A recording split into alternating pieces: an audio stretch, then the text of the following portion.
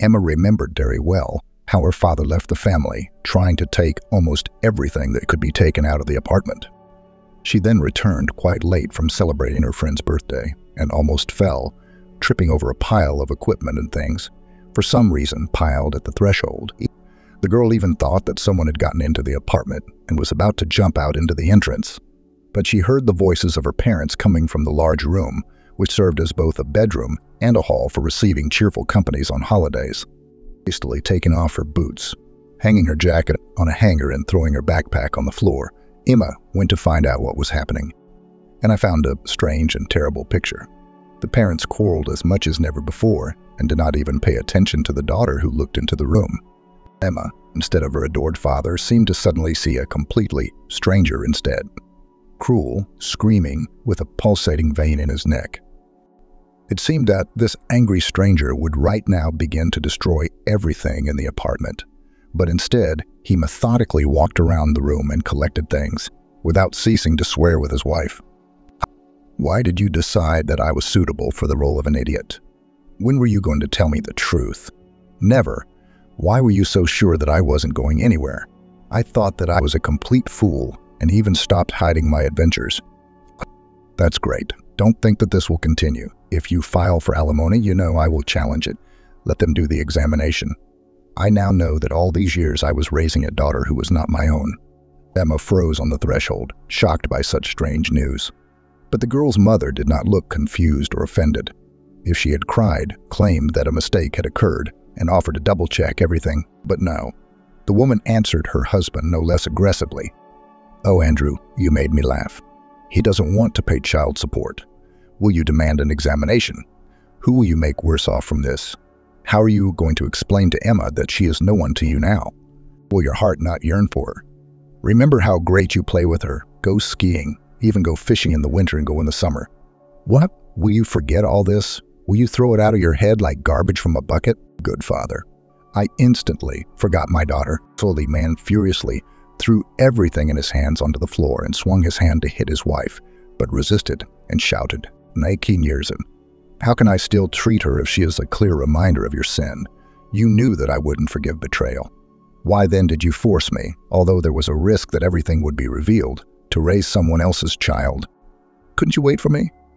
I went on long flights for the sake of my family. I tried to earn more money so that you wouldn't need anything.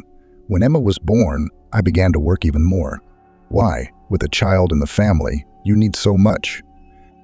But now I don't understand why I sometimes didn't sleep for days. It turns out that I didn't have a family. Only the wife is out for a walk and the child she took on the side. Andrew, well, forgive me, it was a random episode. A burst of passion, nothing more. I tried hundreds of times to explain everything to you, but I was afraid that you wouldn't understand. I'm so dread. The man even found the strength to laugh. You're interesting. In my opinion, I had the right to know the truth from the very beginning. Then it probably wouldn't hurt so much now. I quarreled with my mother for your sake. Although she seemed to feel your deceitful nature in her heart, Andrew turned away from Kate so that she would not see the tears in his eyes and noticed Emma frozen in the doorway. The man felt uneasy. He had considered this girl his daughter for so many years that, of course, it was impossible to divorce her overnight. Sorry, Emma, the man said and began to collect the things he threw away. And then, waving his hand, he sat down on the sofa. Elaine didn't know what to say. The girl solved the problem herself. Approaching the man, she sank down on the floor in front of him so that she could look into his eyes and said quiet, "For me, you will forever remain a real dad. So know that when you want to talk to me, I will always be glad." The man could not restrain himself, and in an impulse hugged the girl, whom he had considered his daughter for 14 years, and headed towards the door. Emma heard the head of the family rattling something in the corridor, but did not go out. In general, this situation seemed like some kind of strange, sticky nightmare to the girl. Only when the front door slammed did she dare to ask, "Mom, how come? Why did Dad decide that I'm not his own daughter?" Kate, who smelled faintly of booze, didn't lie. "Oh, but it's awkward to tell your own daughter this. But you seem to be an adult already. So listen, at least so you don't repeat my mistakes. I married Andrew as soon as I turned 18. He had already served in the army and got a job as a delivery driver. One day I brought some goods to the city, to the store where my mother, your grandmother, was in charge at the time, and he saw me. In general, I began to look after him. But both his mother and mine, of course, were against it. They thought that we were not a couple at all. My mother said that with a villager, I would die of boredom. So she declared that he only knows how to talk about the quality of manure, and it would be a shame to even go to the cinema with him, let alone to the theater. But you must remember your grandmother. You were already 10 years old when she left. Do you remember how she didn't mince words? Her grandmother, after whom she was named, was always, as they say, at the parade. But she could roll out a phrase in such a way that there was no wet spot left. Kate took a breath and continued to share a family secret with her daughter. The woman, the mother, who, like mine, also raised a child alone, did not stand on ceremony in her expressions. She called me a city reveler right to my face. She declared that she would not give her blessing for her son's marriage to a slacker. Well, who and when did young people listen to? We got married, of course. She went to the village. Here I settled in this city apartment. It seemed like we lived nothing. At first, at least, and then money became scarce. My mother refused to help financially. Like the kids themselves, since you already consider yourself such adults that you got married. Andrew's friends told him that cargo transportation was more profitable, and he began to travel. There really was more money. But I'm bored. I then decided to go to the alumni meeting and unwind with one boyfriend who had been courting me since school seemed to turn my head. It seems like he has started to catch up. I'm not saying that I was directly opposed. Well, of course, I had no reason to be proud of myself. It turns out that you really are not his daughter, but your real biological father, by the way, learned from me that you were born. But by this time, he was already getting ready to get married and had no intention of changing anything in his life. So I had to keep lying. His mother, as soon as she saw you tiny, began to insist that you were not their breed. At most, she came to visit several times and made her whole face look as if she had eaten a lemon without sugar, wincing so much that it was disgusting to look at. She never invited me to relax. My mother-in-law could not know for sure that I had cheated on her son, but she was convinced of it, and she didn't need proof. Andrew, I'm sure she was constantly blowing into her ears that you were not his daughter. Yes, apparently she planted doubts in his head, although it took many years. But Andrew has changed for me today, your father. That is, not really, but in general. Xenia began to make complaints to me out of the blue that I didn't take care of the house, that I was returning from work drunk. He began to reproach me for setting a bad example for his daughter, that is, for you. In general, I couldn't stand it in the heat of the moment. Blurted out everything that I had been keeping secret for a long time. Blurted out that you were not his daughter. So stupidly, with your own tongue, you destroyed the fragile balance. What, Emma?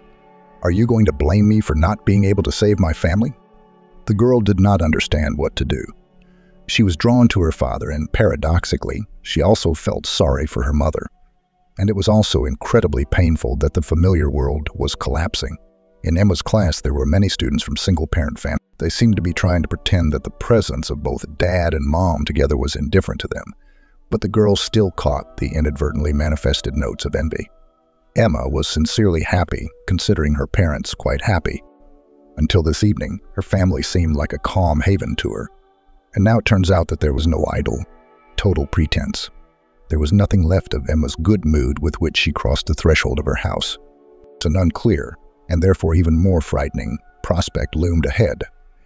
Before the court hearing, at which Emma was supposed to be asked which parent she wanted to stay with, Andrew approached her. He did not look the girl in the eyes and said, "Now, when I'm not traveling, I live with my mother in the village. It's cheaper and more convenient. I won't object to the payment of alimony, but you understand that I won't be able to take you in with me. Moreover, you are aware of the whole truth, and I'm afraid you won't find a common language with my mother. I raised you, but for her, you are a complete stranger. So ask the court to live with your mother." Emma flared up, and, without being embarrassed by anyone, shouted, "Man, fuck you with your alimony. And a crazy grandmother who I don't even remember where to go. I don't need anything from you. I'll get by." Kate, who was talking about something a little further away with an acquaintance she had met by chance, jumped up to her daughter and almost ex-husband and took the enraged Emma away from Andrew. The girl, sobbing, asked, "Now let's live without his help. I don't want to see him anymore, since he decided to eliminate me from his life." A divorce procedure for Kate and Andrew did not take much time. The court made all the required rulings, and the former spouses began a new stage in their lives. It seems that there were no major changes in the routine because the head of the family was not at home for a long time. But the situation became somewhat nervous. Kate, like many women, after the fateful changes, got a new haircut and began to pay special attention to her appearance. Of course, Emma wanted her mother to be happy. In any case, Emma did not reproach her mother, and she reacted quite tolerantly to the news, which came less than a year after the final point in the family's unhappy history. In general, daughter, they will come to visit us this evening. Freddie, this is my friend and his son George. I have 2 requests for you. First, help me clean up. Secondly, I want you to make a good impression on our guests. So don't dress provocatively. With this hopelessly ruined Saturday, a continuous series of troubles began for Emma. Kate literally crumbled in front of the guests, offering to try either a salad or baked meat. The lordly manners of Freddie, who presented the owners of the apartment with 2 pitiful bouquets of 3 tulips each, looking as if they were at least 1,000,000 scarlet roses, infuriated Emma. His son George caused even greater antipathy. He was only a year older than Emma, and with some pride told everyone present that he did not intend to waste time studying at school, and after finishing the 9th grade he would apply to college. Freddie nodded contentedly, listening to his son, and Kate, who always told her daughter that she should definitely get a higher education, also approved of this decision, but at the same time asked worriedly, "Well done, George, but probably in college there is no deferment from the Army." The guy grinned, "So I don't need her. I have chronic flat feet. I'm like my dad." In the middle of the evening, Freddie proposed, and Emma was offended that her mother did not even consult her, but immediately agreed. Probably it would have been easier for Emma to accept the next changes if her mother and Freddie had not decided to settle in the bride's spacious apartment and rent out the groom's home. When the guests, to the girl's relief, left, Emma, clearing the table, asked her mother, "Why did your fiancé and son decide to live with us if they have their own apartment? This is my joy, to make room for the sake of strangers." Aunt Pate was indignant. "No one will crowd you. We will accommodate George in the walk-through room. Your nursery will remain yours, and my room will remain mine." Emma tried to explain her point of view. It still turns out to be some kind of hostel. In my opinion, this is wrong. I can't even walk in my own house without clothes in the heat. Pleasure is below par. If you are interested in my opinion, it would be ideal if this Freddie of yours invited you to live with him. And I can handle the housework here without any problems. Kate was adamant, and then confessed, "We will need money soon, so you will have to rent out the apartment. I'm expecting Freddie's baby." Emma understood that her mother was still quite a young 34-year-old woman, and this scenario was quite predictable. However, the prospect loomed not only of constantly seeing a stranger and an unattractive guy, but also of becoming a nanny. She completely destroyed all the joy that the parent had found her happiness. Freddie, unlike the one whom Emma had long considered her father, did not bother himself with work at all, and most often lay on the sofa. George, to the girl's great joy, did not flash before her eyes for very long. One day, he simply packed his things into a bag and, asking his father for money, "In general, I'm moving to live with a girl. Everything seems to be fine with her. Besides, her parents moved abroad and it takes me 3 minutes to walk from their house to college. Waddle. All. Don't be bored. Or send money. Kidding. I will come for financial support myself." Kate tried to be indignant, reminding her stepson that he had only recently turned 16 years old, but he grinned brazenly and said, "But you should be jumping for joy that I'm moving out, and not pretending to be a caring mother hen. Besides," the guy nodded at his stepmother's already noticeable belly, "you will soon have noise, screams, and the stench of a child here. Why the hell do I need such happiness?" Freddie did not scold him for his rather impudent approach to his stepmother, but took money out of his wallet and, handing it to his son, muttered kind, "That's it, come on, go, the philosopher has been found." He took the bill handed to him and, picking up his bag, left.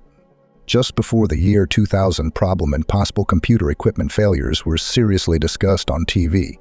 Emma had a half-sister, and so New Year's Eve spent with friends became practically the last island of calm in the period after my parents' divorce. Emma had fun, sang songs, and desperately hoped that the gloomy forebodings would not come true. However, everything turned out even worse than one might have expected. More than 3 years from the moment the mother brought the bundle with her youngest daughter from the maternity hospital, her eldest got the worst of it. It was Emma who most often changed her sister's diapers, threw them in the laundry, hung up the laundry, and so on in an endless circle. Freddie laughed from the sofa, looking at his stepdaughter and turning to his wife. Kate, you're great. You made a fuss about giving birth when you were young. First she got a nanny and then a cradle. Even preparing for exams was not considered a valid reason for not doing some homework. Only once, when Emma's temperature rose above 39 degrees, was she mercifully allowed to undergo treatment. Ira now sided with Freddie in all disputes. With her tacit consent, the stepson could take something he liked from Emma's house or ask Emma for a sum of money even without a promise to give it back. And there was no question of Emma buying anything for herself without her own money. The mother-in-law generally treated the girl like an empty place or a servant. And when visiting, she never brought the girl a single apple. Although despite the fact that he lived separately, she carried early fruits and sweets in bags to her adult grandson and her own granddaughter. Freddie then picked up the gifts intended for George and took them to his girlfriend's apartment. Simple-minded Anne, who from infancy saw Emma next to her much more often than her mother, treated her sister with the gifts she had received. But the girl didn't have the conscience to eat the child. In such conditions, Emma considered entering a pedagogical school on a budget to be a real miracle and made every effort not to be expelled from there. However, this became increasingly difficult. Another morning in the family began with a scandal. Mom shouted that it was time to get up and take her daughter to kindergarten. The girl resisted sluggishly. "Mom, but I can't do it today. I don't have the strength." Asked Freddie to take his own daughter, by the way, at least once. "Yesterday, after everyone else, I washed the dishes again. Only at 4 am I printed the abstract. I have my second day today, so I can easily sleep longer and not trudge through the disgusting weather to this equally disgusting kindergarten." Emma also wanted to add that she actually didn't ask Anne's mother to give birth, but she bit her tongue just in time. It was not the girl's fault at all that the main concerns about her were dumped on her older sister. However, even without this phrase, a quarrel broke out. Kate screamed in unison with Freddie that she, Emma, was completely ungrateful and didn't remember any kindness at all. "By the way, it's me, you slacker, who feeds and sings." However, there was nothing unusual in these reproaches. Probably, if Emma had not been so tired, she would have remained silent, as happened most often. But everything just came together. Workload with studies, part-time work, household responsibilities, generously placed on her by the rest of the family, irritation from the invasion of a strange man's apartment, and lack of sleep formed an explosive mixture. The girl fell asleep from fatigue, as she was in her home sports suit, jumped up sharply and, standing in front of her stepfather, began to reprimand him for everything that had accumulated. "Something I don't see is that your highness is overworking. Your mother is carrying everything on herself, and it's getting to me too. I really love Anne, but Freddie, it's time for you to do something for your daughter." "Oh, drone, that's who you are." The girl instinctively dodged, noticing how her stepfather's palm was flying in her direction, deciding to slap her in the face. Walking past her mother and running out of the room, Emma found George in the corridor. Friends that the guy was just taking off his shoes and muttered in greeting, "Let me eat it.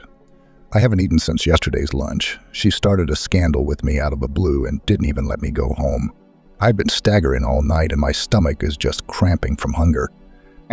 Come on, get moving. March to the kitchen. By the way, what's the food today? It would be nice to have some soup. Do you have any candy for tea? If not, go to the store." Emma, already angry about the quarrel, did not stand on ceremony. "And what you brought with you is what you will eat." Ends of the hallway, where a new squabble threatened to flare up. Freddie has already come out. He asked his son, me, "Why did you show up without even warning?" "Where else should I go if you, my only relative, live here? In the gateway, perhaps to live. In short, you'll have to make room. Now I will live here too." Emma's mood was completely ruined. One could not even dream of going now and at least getting some more sleep or just relaxing. George will definitely start eating plates now, turn on the TV at full volume, laugh, and make belching sounds. The girl muttered. I'll take Anne to kindergarten," immediately grabbing a backpack with rags. Emma led her little sister to the kindergarten, answering the girl's numerous questions along the way. However, the girl thought in her mind, how will everything fit in the apartment now? Just in the walk-through room, which George seemed to have previously wanted to give away. Anne has settled down, but now she will have to free up the territory for her blood brother. It's somehow wrong to place a girl's bed next to her mother and stepfather. This means that she will have to make room because it is simply impossible to get into the college dormitory. With sadness, the girl thought about the man whom she had long considered her father. However, after his mother divorced him, Emma saw Andrew at most 5 times. And even then, somehow in a hurry while running, passing by, he handed her gifts and, without even really talking, moved. For more than a year now, he had not seen her at all. The last conversation on the phone was crumpled. As the girl understood, Andrew was trying to cope with a personal tragedy, loading himself with work beyond measure.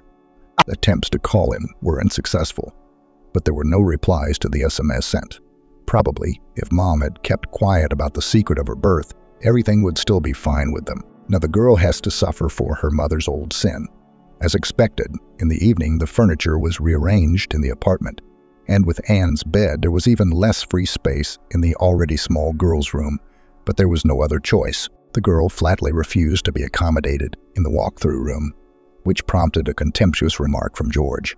"Oh, you'd think someone would look at you." However, the guy was clearly lying. Emma noticed that he did not miss the opportunity to look at her unhindered. Since George moved into the apartment, the situation has gotten even worse. When no one was looking, the guy made obscene proposals to his stepsister, although he later reduced them to jokes.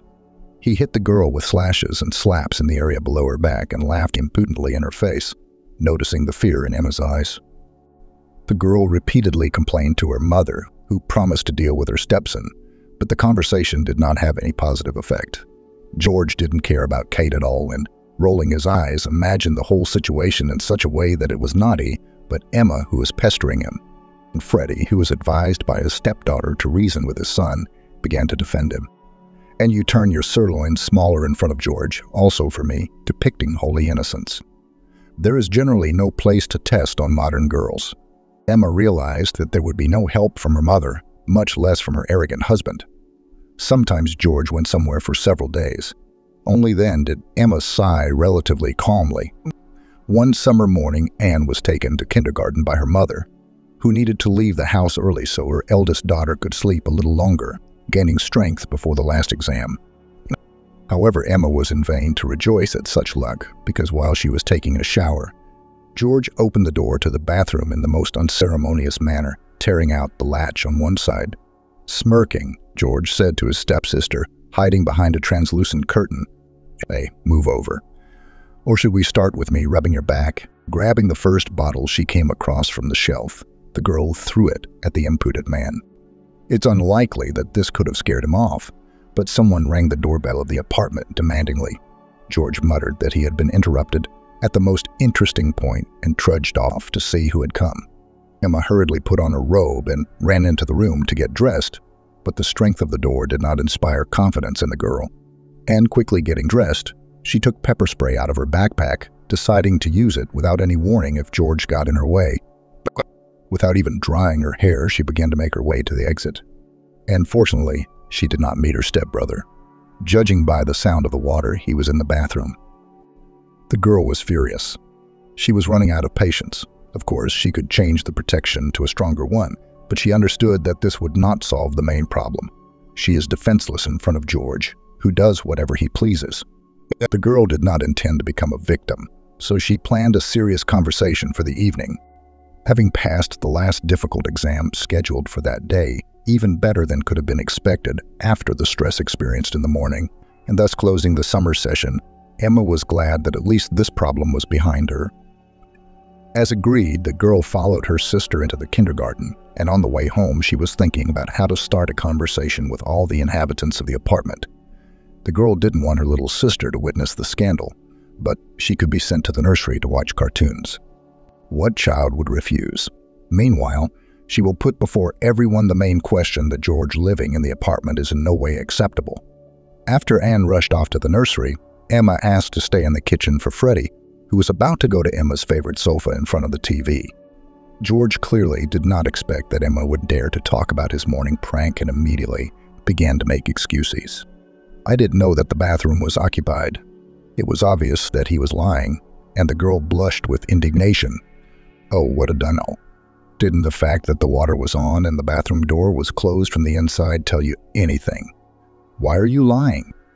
The girl sighed in order to calm down at least a little, keep an even tone of voice and not scare Anne with her scream, and she continued. In general, George, I can't stay under the same roof with you. Nothing good will come of it. With Mom and Freddie, you still somehow play the role of a simpleton. But as soon as you and I are alone, how do you behave? It was noticeable that George was nervous, but was trying to find an excuse. How serious you are. I just wanted to joke. Just think, beauty. Do you even look at yourself in the mirror? I won't have any reaction to your appearance. A liter of wine won't be enough to make you want to look at you. Emma was not affected by her stepbrother's ridicule, and she gave her mother an ultimatum. You can't live like this any longer. I am very concerned about George's behavior.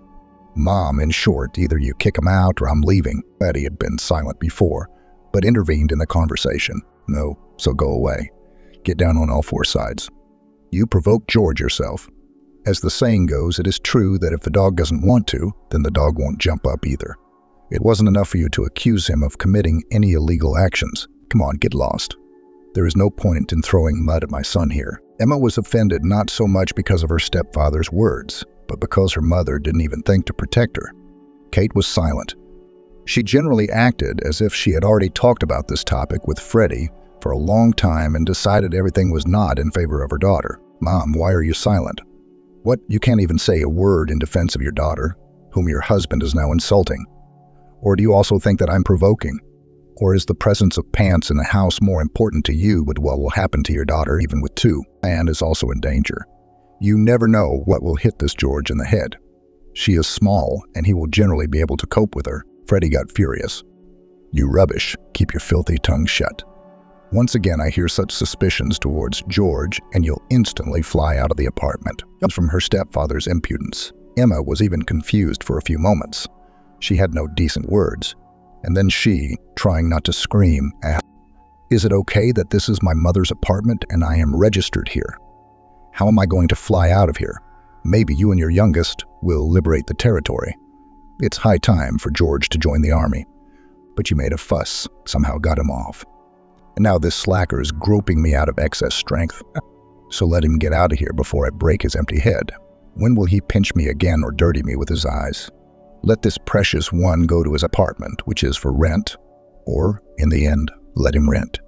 Better yet, both drones, get out of here.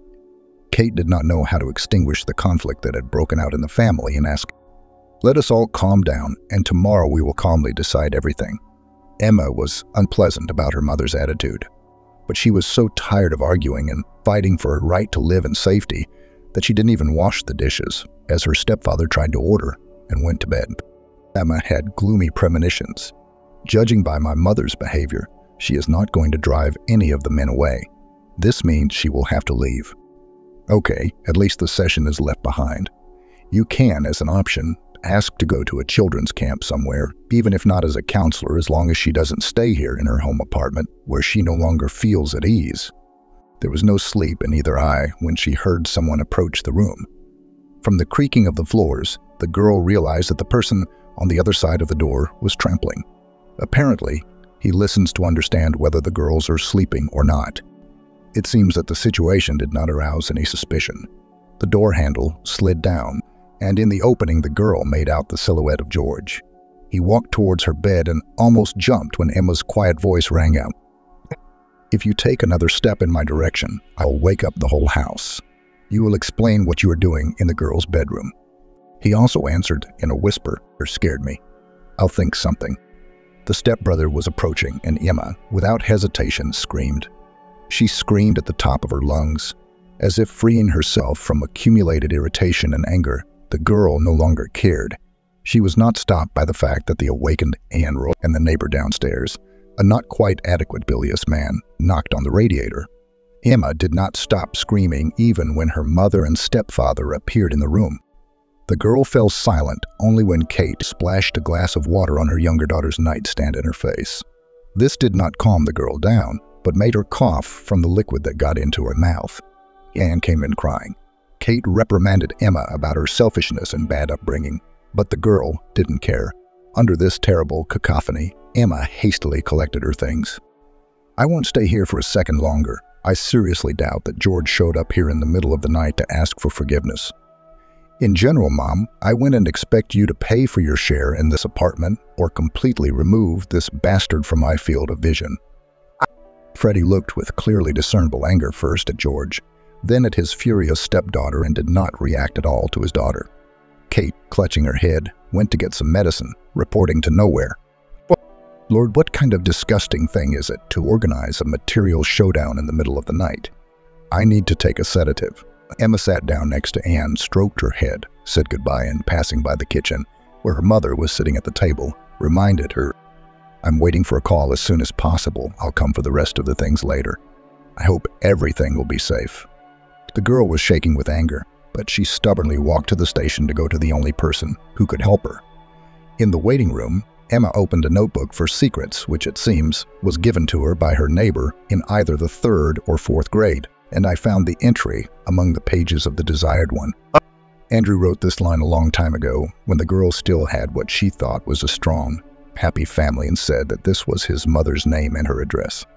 The man promised that one day they would all go to visit her to try to overcome past differences.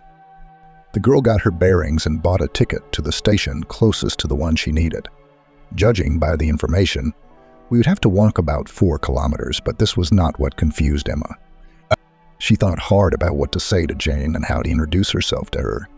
Your son's ex-daughter, your ex-daughter-in-law's daughter, Andrew's friend, the one he considered his daughter for a long time. The girl looked through the options, but could not find the perfect one. But getting to the destination turned out to be as easy as shelling piers. And soon Emma was already standing at the fence with a sign attached to it with the desired address. The girl did not dare introduce herself to the woman in a tracksuit who was clearing the front garden of weeds. And apparently, it was Jane. And just ask, "Hello, can I see Andrew?" The girl did not even imagine that completely harmless phrases could produce such an effect. The woman threw herself on the ground and began to howl like a wounded animal. Emma hesitated only for a few seconds, and then, throwing her things, opened the gate and ran up to the woman. "No, Jane, get up. How can I help you?" The crying woman did not immediately begin to calm down, and only after a few minutes, Emma was able to lift her from the ground and bring her to a bench under a tree. Jane blew her nose noisily into a rag she took out of her pocket and ordered, "From home, bring me a mug of water and pills from the refrigerator." Emma ran into the house and, having quickly found all the necessary medicines, rushed to look for a mug when she noticed a photo of Andrew on the table with a black ribbon at an angle. The girl felt sad to the point of tears. She sniffled. Andrew was the only person whom the girl considered a father. And although due to Kate's fault, the relationship between the imaginary relatives was destroyed, Emma still missed him. She now understood what caused such a violent reaction from Jane, and was completely at a loss how to explain who she was and why she had come, so as not to torment the heart of the poor woman who had lost her son even more. If it weren't for the girl bringing Jane pills and water, and when she took the medicine, she asked, "Maybe we should call the doctors." Jane Ivanovna shook her head, and then wiped her eyes from tears and began to study the uninvited guest. The look in her eyes suddenly became prickly and angry. The woman painfully poked Emma in the stomach and began to accuse, "It's your fault that you and your mother are walking. They killed my son. Do you live happily ever after? Oh, you're a reptile. You weren't even embarrassed to come here to see me. Yes, if it weren't for your demon mother, you wouldn't have fooled my son. Now I know for sure he would be living with some worthy woman." I immediately told him, "As soon as I saw you a newborn, that Kate is rubbish and is someone else's child and is trying to tie him to herself." Didn't listen. And this is the result. He crashed his car, and it was as if he had never existed in the world. He didn't even leave me a granddaughter or grandson. They buried the damp earth, and that's all. There was Andrew. He is not there. Only the grave remains. Get out of my yard no matter what you came for. My eyes wouldn't see you.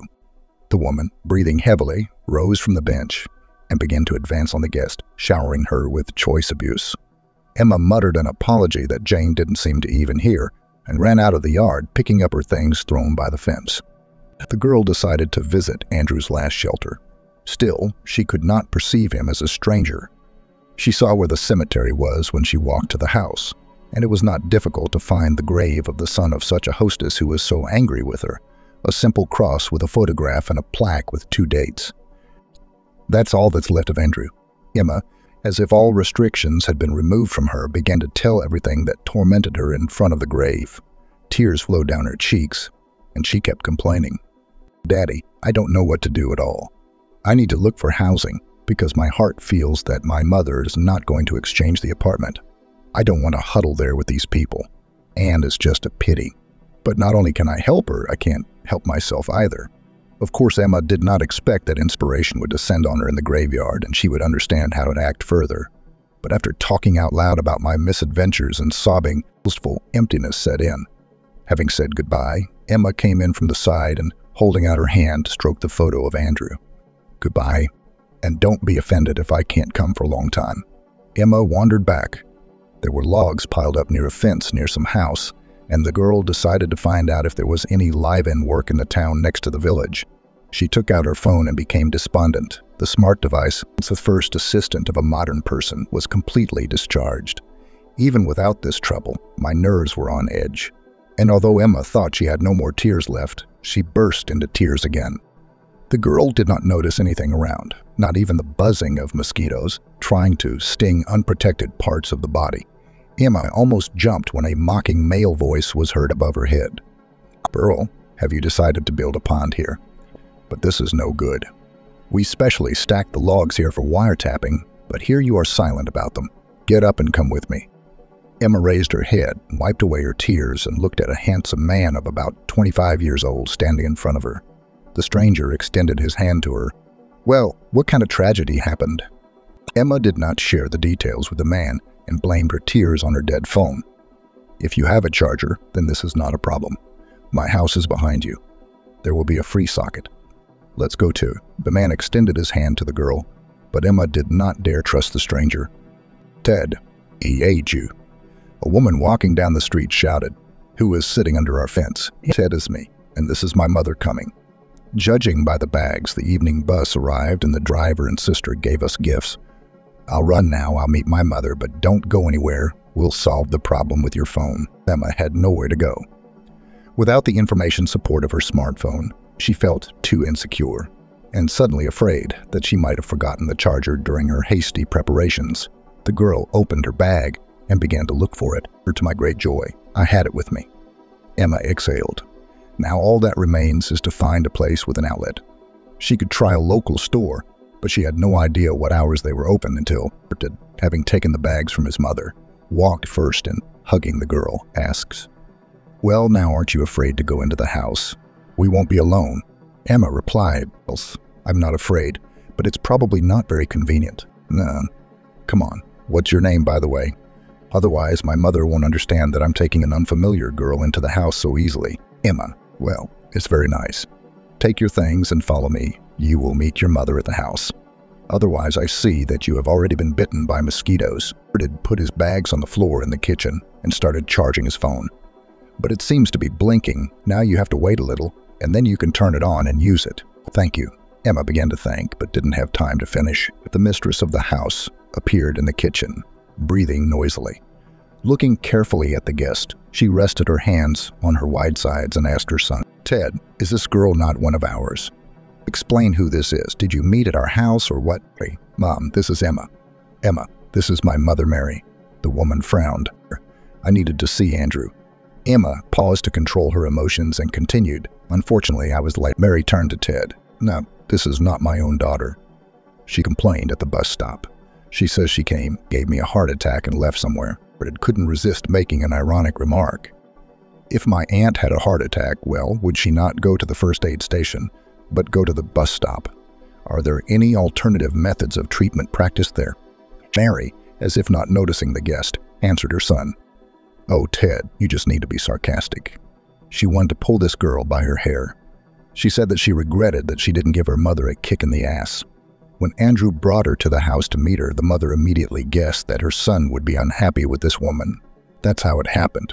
But do you remember what kind of city he returned from a few years ago? They put it in a coffin, honestly. The women said that he brought almost nothing with him. He left everything to his wife and not his own daughter, this Emma. Betchins. They say that Kate cheated on him even in marriage. Bless you. Van winced. "Mom, you know that I try not to listen to gossip." Mary waved her hand and turned to the girl to satisfy her Emma experience. Where have you been? She sat here under our fence the whole time. Why didn't you go straight to the station? Emma replied. I went to the churchyard. You may not believe it, but I really feel sorry for Dad. I never knew another father. It was he who wiped my tears. When I got bad grades at school, he gave me my first bouquet of flowers and carried me on his shoulders. I even braided my hair when my mother had no time. It's not easy to immediately lose such family relationships. I sat on the grave and didn't even notice how much time I spent there. Her heart trembled, but she asked, why did you stop at our house where I could sit down? I stopped there. I'm sorry I bothered you. Now the phone will charge a little, and I will leave. Bernard smiled. And where are you going to go at night? A young and beautiful girl is hardly worth taking risks. Mom, let's make Emma sleep on the sofa in the summer kitchen. It's warm now and she won't freeze. I can take her tomorrow morning. Mary was indignant. That is, you don't have time to go to your aunt and pick up the transmitter, and how to go for a ride with a girl. So for the sweet soul. Although, by the way, it's not dark yet. You can pick berries, peas, and strawberries today and radishes and onions tomorrow morning. It will be fresher. You will take everything to your aunt. Let him sell it. Now the first greens, the berries are expensive. The woman turned her gaze to Emma and demand. In general, while your phone is charging, let's go. Will you help me? I need to rest before I go on the road tomorrow morning. Although picking small berries was not the most common thing for Emma, she coped with the task quite quickly. Slowly but surely, the cups were filled with ripe berries. As Mary ordered, Emma did not fill them to the top and put them in a box with cells. When the two bushes were freed from their burden, Mary called to the girl, "Come." When Emma approached, the woman outlined a new area of work for her. Here, look, the pea blades are neat and not all in a row. Oh, and I also need to give you a bed. Emma nodded. She herself wanted to at least somehow thank the people who decided to shelter her. The girl did not feel the strength to go somewhere right now. It was necessary to have at least a short respite after the earlier harvest had been harvested. Mary invited both her son and her guests to the table. Only at that moment, when the girl smelled potatoes stewed with meat, did she realize that all day she had been refreshed only by pastries and soda at the station. Trying not to look hungry, Emma started eating. However, she was prevented from completely relaxing by the attentive, searching glances that Ted threw at her. The man really liked the girl. Slender, modest, it was clear that she did not have a nasty character. Besides, went with his mother to the garden without any problems. And she didn't even express her dissatisfaction with a gesture. And this despite the fact that it was obvious. The girl was clearly a city girl, unaccustomed to fresh air. There he sits as if after tea, almost asleep. But the conversation that her mother has with her, asking about her life, supports her. Ted didn't listen much to the dialogue. But he even felt sorry for the guest who ended up being interrogated instead of dinner, and he decided to end the torment of the unfortunate woman. Mom, we are leaving early tomorrow. The guest has already made her bed linen. Otherwise, he simply won't be able to wake up on time tomorrow. Emma, who was really very tired both physically and mentally, looked at the man with gratitude. And Ted realized that he wanted the girl to always look at him like that. He liked her more and more every minute. In the morning, Ted drove Emma to the district center, and getting ready to park near his aunt's house, asked the girl, "Nee, listen, did you head further to your native land or what?" The girl shrugged. "Don't know. Still need to think. My way home is blocked. I'll probably look for a place in some children's institution. Of course, I don't have a diploma yet, but I do have my record book with me. Maybe someone would take pity on the student. I need a vacancy with accommodation." He'd slap his forehead and say, "Listen, how come I didn't think of it right away? Now let's go to my aunt's together. Maybe she will need an assistant for the summer season. She lives in the apartment alone." So Emma ended up in a small town 100 kilometers from her hometown with Aunt Ellen. The apartment was decorated in a minimalist style, and the girl did not feel very comfortable in it. After a short introduction, the hostess asked Emma to sit in the kitchen, and she and her nephew went into the back room and asked, "Well, why did you bring this girl here for me? By the way, I have a decent apartment. Your mother already called me and warned me that you might not come alone. And with this one, which our Andrew raised for so many years as his own." The nephew was spared the need to tell the woman the situation. "That's it. You won't be alone." And grimaced, "No, Ted. I don't understand who I can't trust. After all, trade is such a thing. Moreover, this girl's mother and I have our own scores to settle. You were very little when Andrew brought this FIFA to the village to show, although before that he wanted to marry me, by the way. How can I live in the same apartment with the daughter of this impudent woman? This Emma has a rotten family. So nephew, I'm sorry, I tried to convince his aunt, but it seems children are not responsible for the sins of their fathers. More precisely, in this case, mothers are not responsible. Emma looks quite adequate, so I think you won't regret it. Don't even try to persuade me. Do you want to help this girl? Give him money to go home and let him settle down somewhere in his big city. There are also higher salaries. And the hostess and her nephew entered the kitchen, and Helen said bluntly, I'm sorry, but I have my own personal life, and your presence would be out of place. And I don't need helpers. As they say, I can handle everything myself. However, Ted did not want to part with the beautiful Emma, and he feverishly thought about how to get her phone number. Much to the man's surprise, the girl was not upset at all, but was even happy. It's very good that it's not necessary. I was looking through advertisements on my phone for a special boarding house, which somewhere, judging by the map here in the area, a cleaner is needed. It's not a very prestigious profession, of course, but I won't give up. In addition, accommodation and meals are provided, just a fabulous offer. The only negative is that, as the smartphone suggested, there is no public transport to this boarding house, so I had to order a taxi. In general, a wild number appeared on the screen. I just ask you to lend me some money to get there. As soon as I receive my first salary, I will transfer it to you immediately. No. What if you suddenly come there, look, and don't like it? Let me take it to you. I'll wait to make sure everything is fine, and only then will I leave. Helen, who involuntarily heard this dialogue taking place in her kitchen, was not too surprised by her nephew. Ted has always been very empathetic, from early childhood. I remember that at the age of 6, he brought a girl from a neighboring street to his home and said that this was his fiancée who would live with him. He also had several girls at school. At least 3 girls cried for him, but he grew old and, after serving, returned to the village with his bride. She, however, could not live like this for long under the yoke of the Midge and left for her homeland without waiting for the wedding march. As far as Helen knew, Ted was not at all upset about the failed marriage. It seems that he even breathed a sigh of relief and continued to lead a completely unmonastic lifestyle. And now the woman noticed a familiar spark of excitement in her nephew's eyes. The hunter has already had his eye on his next victim. Perhaps this poor fellow should have been warned, but Helen chose not to interfere. First of all, Emma was clearly of age, based on what the woman knew. Secondly, she has her own scores to settle with this person's mother. Thirdly, Helen knew her nephew. If he wants to get a girl, then he will get her. So let them do whatever they want, just don't touch her. Ted gallantly opened the car door for Emma, and Helen, watching the couple from the window, realized that the naive-looking young lady would have practically no chance to resist. The woman's instincts and experience did not disappoint. It had really managed to win Emma over, although, of course, he had to try. Basically, the thoughts of the girl, who was hired for seasonal work in a boarding house, were occupied with the problem of housing. Emma called her mother to find out how she was going to solve the pressing housing issue, but Kate asked to give her more time. Almost every time she answered the same question. No, daughter, it's not that simple. We only have a 2-room apartment in a residential area of the city and not a mansion on the main street. If you arrange an exchange for 2 apartments, then nothing good will come of it. Mom, why did you decide to change our apartment? Think about the fact that this is your marriage home.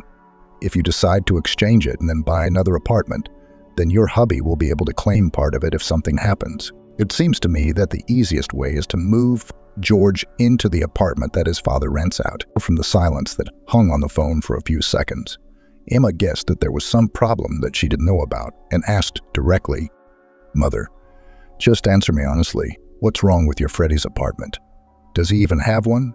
Or has he been lying to you all these years? Erker sighed and admitted. Freddie had an apartment, but he had to urgently sell it in order to save George from prison. It turned out that Helga threw him out of her home and life for a reason. Freddie didn't tell me everything in detail, but the story could not have ended well for George.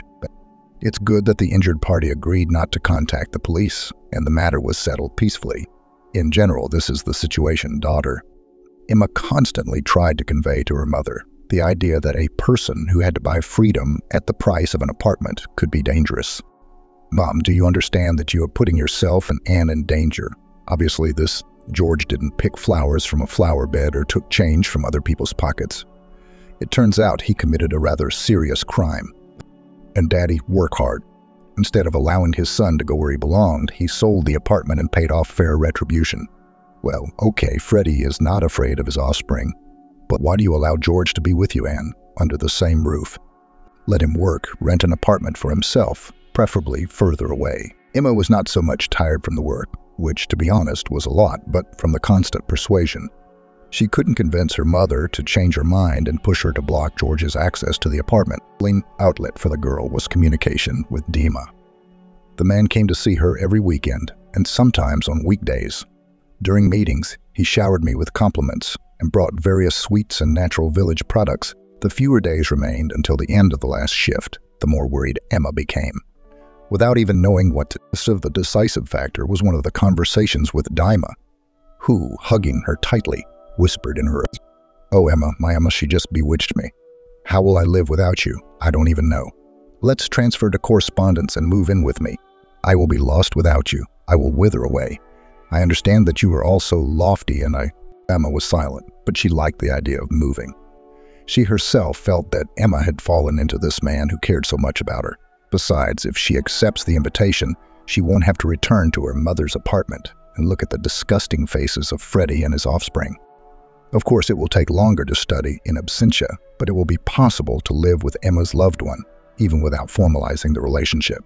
While the girl was thinking, Ted whispered, "Don't think so. I'm not just suggesting you come and live.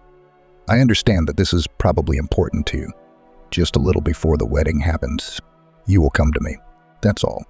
Emma looked Ted in the eye to make sure he was serious. As if sensing a shadow of doubt, confirmed, "Yes, I propose to you to get married. You usually have to wait a month from the moment you submit your application until it is signed.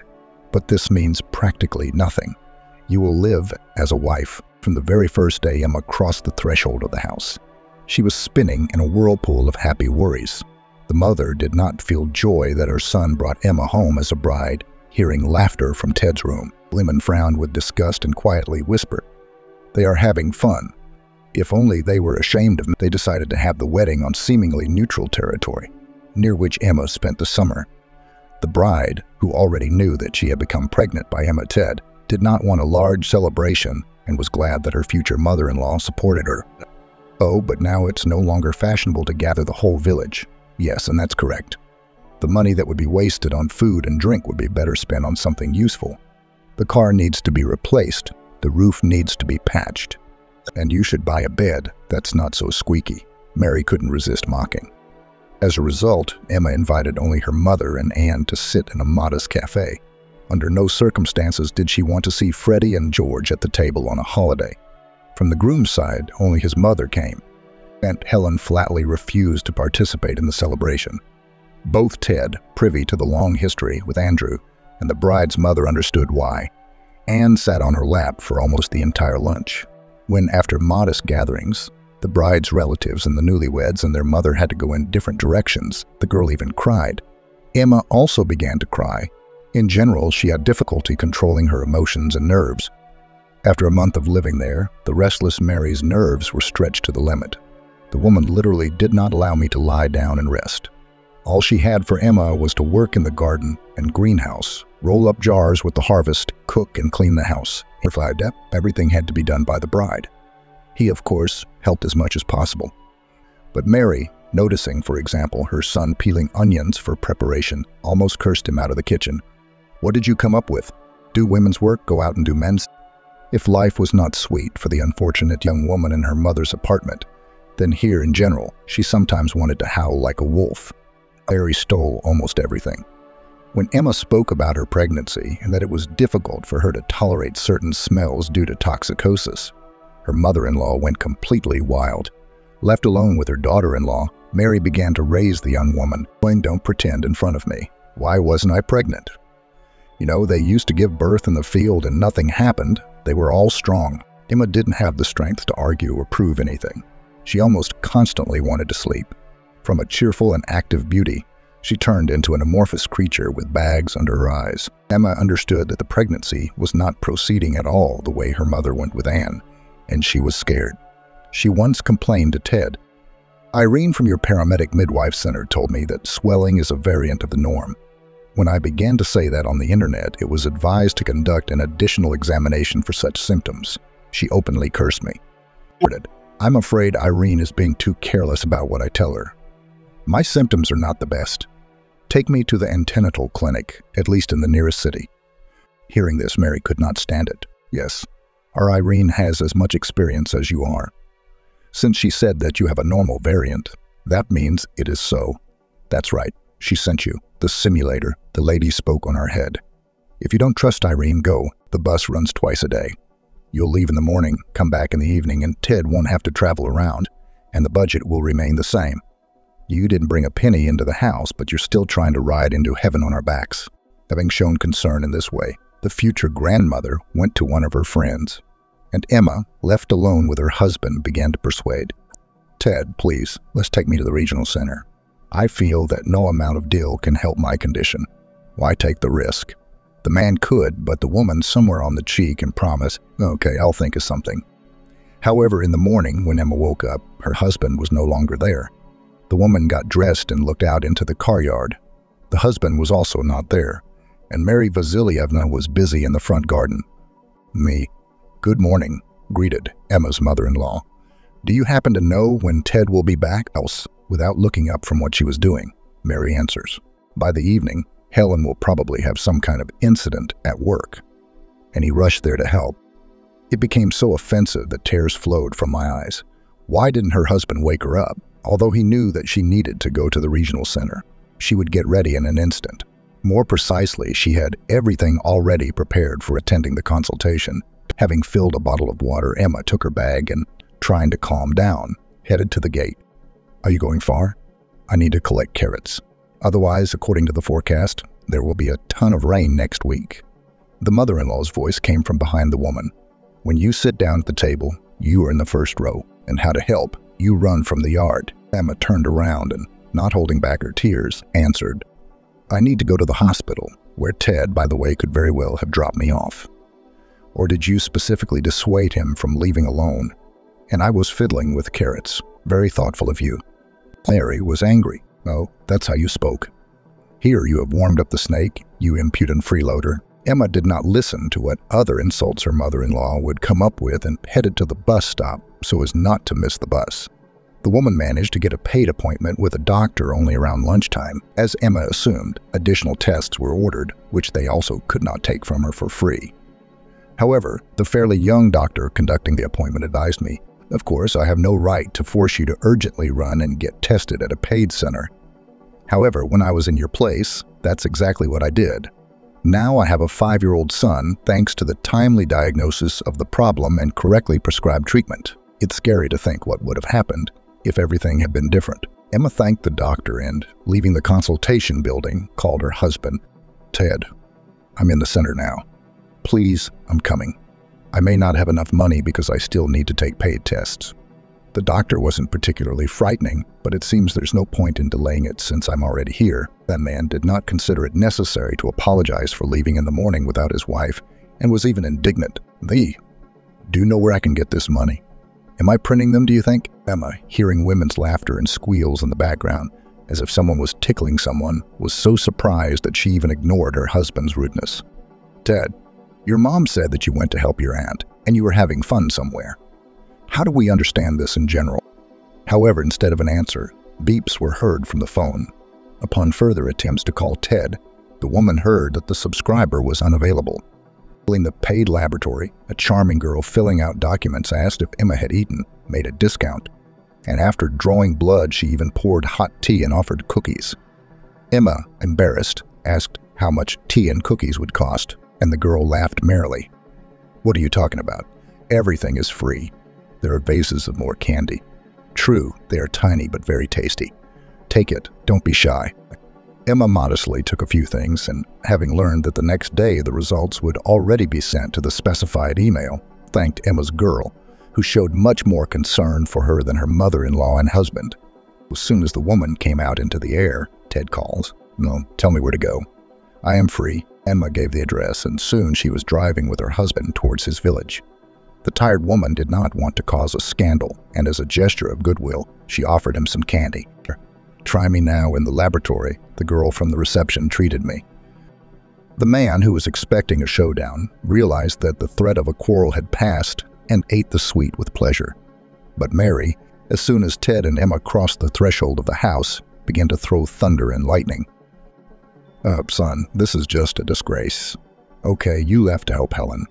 It's a holy thing to never abandon a relative in trouble, but after you, this one also drove off to an unknown destination."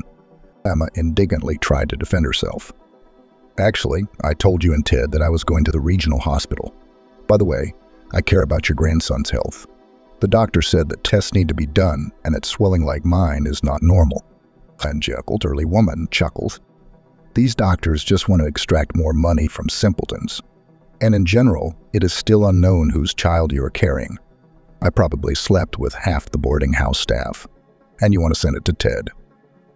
Do you think your mother pulled off such a trick? And everything will go smoothly for you. Ted, get her out of my sight and immediately. Since you found her under the fence, let her go there. That's the place for your woman to walk. You will still find a good woman. And the sooner you remove this from your life, the better. Look, Andrew got confused with her mother. So what's the result? He lies quietly in the graveyard while Jane sheds tears. She is too soft and was unable to immediately return her son to her side. So I was left alone without support in my old age. I don't wish such a fate for you or myself." Emma's eyes darkened at such words from her mother-in-law, trying not to faint to the delight of her mother-in-law's gloating. The woman, slowly, leaning on the wall, began to move towards the bedroom. There were no tears, just pure fear caused by an unusual sensation. Her stomach was twisting somehow strangely, but Emma, with her feminine instinct, understood that it was not from hunger. Carefully, trying not to make sudden movements, she began to fold her. A few minutes later, Ted came into the room and began to persuade. "Emma, why are you freaking out? Just think, Mom got excited." She doesn't really think so. Mom herself is now sitting in the kitchen, worried, drinking drops from her heart. Emma raised her head and looked at her husband. "That's it, Ted. I've had enough of this family life. You know, when I had to run away from my home, I firmly promised myself that I would never tolerate insults. But for some reason, until today, I have repeatedly broken my vow. But that's not even the worst thing. I am terribly offended that you can never say a word in my defense. I should not have believed that I could become happy." As soon as Emma said these words, another painful spasm ran through her. In a dull voice, the woman ordered to get dressed. "I feel bad, take me to the hospital." Mary, who, as it turned out, was not sitting in the kitchen but was eavesdropping on the couple's conversation, butted at me. "Why are you pushing my son around? He has just arrived and must take you somewhere again. I won't let you in. By God, I won't let you in." Emma, realizing that arguing with her mother-in-law could be fatal, was already dialing the emergency number to call an ambulance. The 45 minutes while the doctors were driving became the longest in the woman's life. Sometimes the pain would go away for a while, and then she would continue to pack her things. When my insides again curled into a tight spring, I moved to a computer chair, leaned back and tried, despite the desire to curl up sideways, to completely relax and breathe calmly and measuredly. Ted defied his mother and volunteered to accompany his wife to the hospital. Mary only managed to insist that her son ride not in his own car, but in an ambulance, waking up after anesthesia. Emma felt terrible thirst and dizziness. Vision gradually became clearer, but the woman, looking around her life, saw empty beds in the corners like gray shadows. Emma blinked hard and, opening her eyes, noted with satisfaction they had disappeared. Gradually, the sounds returned. The woman heard someone walking along the corridor. Somewhere nearby, an elevator was making noise. Considering all sorts of devices that came into view, the specific smell of medicines and detergents, Emma concluded that the assumption turned out to be correct. Soon, a woman in a medical uniform entered, softened her lips with wet cotton wool, and greedy. "Welcome back. How are you feeling?" "Nothing. I'm just very dizzy," Emma answered hoarsely. "But it's normal. Narcosis is the thing. What is your name? Do you remember?" "Emma." "Wonderful name. Well, let's watch you here a little longer and then go to the room. You will have to stay under the supervision of a doctor for several days, and then home." "Excuse me, please, but what about my child?" Emma asked the most important question, but received a very evasive answer. I'm just an anesthesiologist. The doctor will tell you everything in detail, don't worry. Emma nodded, causing everything to blur before her eyes, and it was as if she had fallen into a viscous, unnatural dream. After waking up again, she felt much better, although perhaps I wanted to drink even more. Before the woman had time to press the call button, a nurse came for her with a gurney. "Well, my dear, let's slowly come here like this, sideways, carefully. Now I'll take you to the ward." Emma was worried about the child. As soon as the doctor approached her and began asking questions about her well-being, the woman quietly asked, "How is my child?" Everything became clear from Emma's downcast eyes, as through the thickness of the water some terms reached her that she did not understand. At the end of the explanation, the doctor spoke words of consolation. "Operation was successfully completed. You will certainly be able to become a mother after the recovery period, of course. Everyone, rest. In the evening, be sure to come to the treatment room for an injection." The doctor left, and overcoming the urge to scream, Emma noticed her bag. Reaching out her hand, the woman took out the phone and dialed her husband's number. "Ted, listen to me and don't worry. Collect all my things and bring them to me at the hospital when I am discharged. I will inform you about the date and time later. Let's stop by, file for divorce, and you can be completely free." The man tried to say something, but Emma did not listen to him. The woman now considered escaping from her home, transferring to correspondence education, and insulting her mother-in-law to be completely insignificant events compared to loss of a child. Now Emma has decided to return to the apartment where Freddie and his son have settled and kicked them out. Whether mom likes it or not, they didn't want it in a good way, so we'll be in a right way. We still need to find out what crime George committed in order to expose this bastard. But this is after my head stopped spinning so hellishly. Instead of a few days in the hospital, she had to stay for a week, but Emma had time to think about everything. She rejected calls from her mother-in-law without accepting them. And when Mary tried to talk to her daughter-in-law from her son's phone, she cut off her lamentations. "You know what? Go under the fence yourself. And don't call me anymore." He did everything Emma asked, and didn't even try to talk her out of divorce. Only when he dropped the woman off near the station, he asked, "Emma, don't be angry with me and Mom. She didn't want this to happen. This is all a fatal accident." The woman didn't answer and didn't even slam the car door, although she really wanted to. Emma did not warn her mother about her return. And upon entering, I was surprised that there was no one in the apartment. On the one hand, this was very pleasing, but on the other, it was already almost 11 p.m., and Anne definitely had to be at home with someone. There was relative order in the bedroom that Emma shared with her younger sister, considering that there is a little girl living there. But in the other rooms, the woman noticed traces that looked like hasty preparations. Emma headed to the kitchen and automatically looked into the refrigerator. I was amazed that it was almost empty, so I put the kettle on. And then Mom and Anne entered the apartment. "Oh, daughter." Kate was delighted. "I'm so glad to see you," and grabbed her older sister by the legs and began to persuade her. "Don't leave anymore." Emma crouched down to hug the girl and began to calm her down. "Everything is fine. I won't go anywhere else." Later, when Emma read a book to her sister and the girl fell asleep, Kate apologized to her daughter. "May forgive me for everything. I'm sorry, you turned out to be right." Freddie and George got into bad business. Now they are in prison. An old crime committed by George was also revealed. The two women sat in the kitchen for a long time, shedding tears into their tea. And then Emma suggested, "Mom, let's sell this apartment and move somewhere far away. There are too many unpleasant memories here." Kate agreed. Soon, the mother and two daughters settled in a city 300 kilometers from their homeland. Emma transferred to a local university. I also met a nice single neighbor at the entrance. She no longer believed in the lightning-fast Emma and agreed to marry Pablo only a few years later. Kate, who, having married Freddie, ruined the lives of many close people, completely devoted herself to caring for Milana and the twins born to Emma and her husband. Lucinda struggled to open her eyes. Her whole body ached. The IV wires were sticking out of her arm, and her mouth tasted of blood, and she was terribly thirsty. Every movement was difficult. The woman tried to remember the previous events. Here she and her husband were driving home from the anniversary of his business partner. He sat behind the wheel himself, although he drank a lot at the party. At first, everything was fine. They were almost home. Then Lucinda remembered the headlights shining in her face, and then the impact. Someone had called the paramedics. It felt like the ambulance had come pretty quickly. It loaded her into the car, and what happened next the woman did not know, because after loading into the ambulance she lost consciousness and woke up only now. A nurse entered the room and asked how the patient was feeling. "What about my husband?" Lucinda wheezed. "He's fine. He's not hurt. As far as I know, he's being questioned by the police." "Why?" "He swerved into oncoming traffic and his blood alcohol was tested. The car you collided with was unlucky. The impact threw it several meters to the side. The man behind the wheel is badly hurt and there's little chance of him surviving." "What's going to happen to my husband now?" "I don't know," the nurse shrugged indifferently.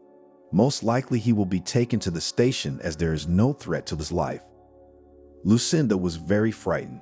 It seemed to her that the nurse spoke to her with a kind of contempt, and she was not mistaken. Her husband's fault was likely to kill an innocent man, and her husband had not even scratched himself in the accident. Lucinda had asked him not to drive.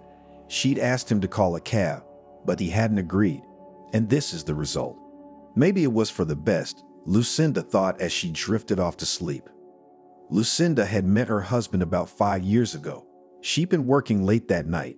She had no money for a cab, so she decided to go to the bus stop and wait for the bus, which now ran at least half an hour apart. It was raining heavily outside, and Lucinda didn't have an umbrella with her. As she approached the bus stop, she noticed that the bus had just pulled away from her. "What bad luck," Lucinda muttered to herself. "Now I'll have to stand here for another half an hour getting wet." However, in 5 minutes, an expensive foreign car stopped right in front of Lucinda. The window on the passenger side opened and a pleasant male voice said, "Young lady, do you need a ride?" No, Lucinda answered fearfully. "I'm waiting for the bus. Thank you." "Don't be afraid. I won't eat you." "Why don't you say something?" Liam asked in the same voice. "Answer me." "I understand you," Lucinda whispered. "Can I go now?" Liam slowly approached his wife and offered his hand. Lucinda stood up from the chair, whereupon the man pulled her tightly against him. The woman's heart was beating at breakneck speed. "Don't be afraid," Liam said as gently as possible. "I love you very much, but I won't let you play with yourself. You're mine and mine alone. Don't make me remind you of that again." The man released his wife from his embrace and said, "And now you can go. I still have work to do. Go to bed. I'll join you a little later." Lucinda, without saying a word, left the office and went up to the bedroom. How to go on living after all that she had heard, the woman had no idea at all. Since then, Lucinda's attitude toward her husband had changed a lot. She kept remembering his words and threats. Liam, on the contrary, behaved as if nothing had happened. He spoiled his wife with gifts, took her to luxurious restaurants, gave her huge bouquets of flowers every day. Lucinda, completely confused, she did not know how to respond to all this now. After all, she is not a toy, but a living person. She cannot be treated like this. But she couldn't leave Liam yet. After all, the woman hadn't worked anywhere for months. Though she still had her premarital apartment, Lucinda had nothing else and could hardly find a good job quickly. And Liam would probably do his best to make sure no one would take her in. The woman would be left completely destitute. Therefore, Lucinda saw 2 ways out of the situation: to wait until Liam himself lost interest in her, or to accumulate a safety cushion, choose the right moment and divorce her husband. Deciding that both options took time, she began to save money in secret from Liam. It certainly wouldn't go to waste, Lucinda thought. Time passed, but Liam didn't even think about leaving Lucinda. He loved her, led in his own way, with jealousy, constant control, but he still loved her. However, the man was having business problems. Competitors decided to buy out his firm on very unfavorable terms for him. And in case of refusal, promised problems with suppliers and customers, which gradually and carried out. Liam had already lost 2 major clients, which could not but affect his income. He even had to fire some employees, including his driver, to save at least some money. But he was not going to give up his lifestyle completely. Lucinda decided that this situation could play to her advantage. But on the other hand, she could not leave her husband in such a difficult period of life. Liam, wanting to find a way out of this unpleasant situation, began to look for new connections, those who could help him. He managed to interest one influential man in the city, who later became his partner. Things began to slowly get better. Liam found a new client thanks to his partner, for which he was very grateful. One day, Liam received an invitation to the anniversary of his new partner. There were no reasons for refusal, and the man together with Lucinda went to the party. His driver Liam fired, even when there were financial difficulties, and a new one was never hired.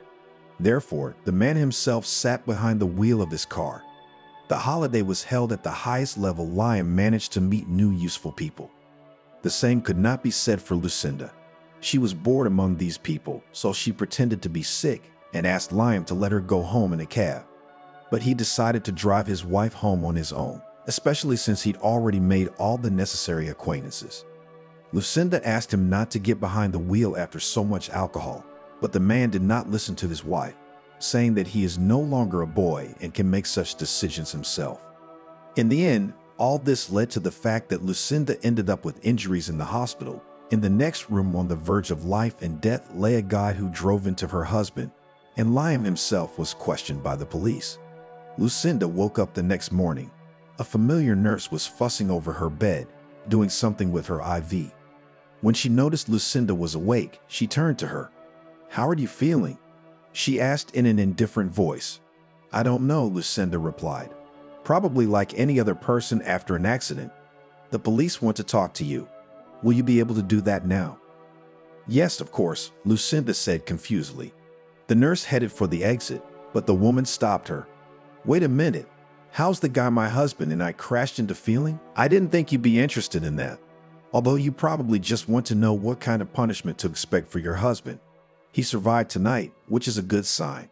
His chances of living have improved considerably, although the consequences could be very unpleasant. His spine is damaged, and it's likely he'll never walk again." "What a nightmare," Lucinda whispered. The nurse grinned wickedly and left the room. A few minutes later, a man in a police uniform came to Lucinda's room. "Lucinda," he said. "Yes, that's me. My name is Jacob. I want to ask you some questions about yesterday's incident. Do you mind?" "Of course, I'll answer all your questions." "Thank you. We spoke to your husband yesterday, but for the sake of completeness, we need to hear your side of the story. Do you remember exactly how the collision occurred?" "Yeah, we were driving home from the suburbs. At some point, Liam jerked the car to the left, and we were apparently in the oncoming lane. Then the impact happened. That's all I can tell you. Tell me, do you have a driver's license? Do you know how to drive?" "No. Why do you ask?" "They're just standard questions," the cop lied. In fact, he needed to understand what Liam had said was true and what was fiction. Her husband had tried to set her up by saying that she had been driving that night, that a car had driven into them, and she had been trying to avoid a collision. But one thing he hadn't considered was that the police would be questioning his wife so soon. Liam thought he'd have time to tell her what to say and how to say it so no one would get in trouble. And what would happen to the injured guy, Liam didn't care at all. "Lucinda, did your husband ever drink and drive?" "No, it was a one-time thing. He used to always have a driver, but now he had to sack him because of financial difficulties, so Liam drove himself." "Thank you, Lucinda, for your answers. You've been very helpful. Tell me, Jacob, what's the threat to my husband?" "It depends on how the other party to the accident feels. But in any case, your husband will not be able to avoid criminal punishment because it was his fault that serious harm to health was caused. You can only use the services of a good lawyer. Perhaps he will help to reduce the term of punishment, although it is unlikely that he will succeed." "Why?" "Because the victim is the son of a deputy from a neighboring region. I think you understand that his father will do everything he can to maximize the punishment for the perpetrator." "I understand. Thank you," Lucinda replied quietly. The policeman left the room. There was no doubt in his mind now that Liam had been driving the car. "What a vile man. How can you shift your guilt onto another person, especially a woman?" Jacob quietly scolded his own wife. In his many years of service, he had never gotten used to human meanness and betrayal. Now he was ready to fight to make sure the man got what he deserved. The policeman dialed the number of his employee and told him to take Liam into custody, because yesterday, based on his testimony, the man was released on his own recognizance. Now he wouldn't be able to get out of this story so easily. Liam was working on his main problem when the doorbell rang. "Who the hell is that?" the man cursed. There was a police officer standing on the doorstep. "Liam? Well," he replied dismissively, "you need to come with us to the station. You're suspected of committing a road traffic accident causing grievous bodily harm to a third party." "Why would I do that? I already told your superiors yesterday how it was." All questions to my wife, who was driving, but she's in no condition to answer your questions. "We're the injured party. We were hit by a crazy guy in a six. Ask him. We've already taken your wife's statement, and that, as you put it, crazy man now lies in intensive care, and it is not known whether he will live. And his father is unlikely to let you get away with it." "Wait," Liam was indignant. "When did my wife have time to talk to you? She's in the hospital and hasn't come to her senses yet, as far as I know." "You're wrong. She's perfectly capable of talking and testifying. So you better watch your words, otherwise your situation may be aggravated by perjury." "Bitch." Liam swore irritably. "Liam, let's not do this," politely asked one of the arresting police officers. "Don't you tell me what to do." "Okay, that's insulting an officer in the line of duty. Guys, let's cuff him and let's go." Liam tried to resist, but it was stupid, given his position and the strength of the police. Half an hour later, he was already being questioned by an investigator who informed him of his wife's statement and hinted at who the injured guy was. So the best thing the man could do now was to tell the truth and cooperate with the investigation. Liam had no choice but to comply, but he demanded a lawyer, refusing to speak without one. Thus began the investigation and trial. Meanwhile, Lucinda was on the mend. She was already able to walk around the hospital on her own. However, it was strange to her that her husband had not yet given any news about himself. The woman decided that he was just minding his own business, and now he was no longer interested in her. Lucinda was far from how cases were investigated, so she did not even suggest that Liam could be in the detention center. One day, she was walking down the corridor of the hospital and saw a young man being moved into one of the wards, followed by the policeman who had come to see her. Lucinda immediately realized that this was the victim Liam had driven his car into. Curiosity got the better of the woman, and she cautiously approached the room to overhear the conversation. "Kevin, the man responsible for the accident has been apprehended," said a voice that sounded familiar to Lucinda. "Your father will be here soon. He's already been informed that you've recovered." "Shit, that's the last thing I need is my father here. How am I going to explain all this to him?" "Kevin, you didn't have to do this. Steal someone else's car, get behind the wheel without a license, and go nowhere? Because my dad was a real pain in the ass. I wanted to get away from him, do something on my own." Kevin, you're gonna be handicapped for the rest of your life. Do you realize that?" Suddenly, Lucinda got a call from behind. "What are you doing here?" It was the nurse who was taking care of Lucinda. "You don't belong here. Or are you trying to bribe the victim?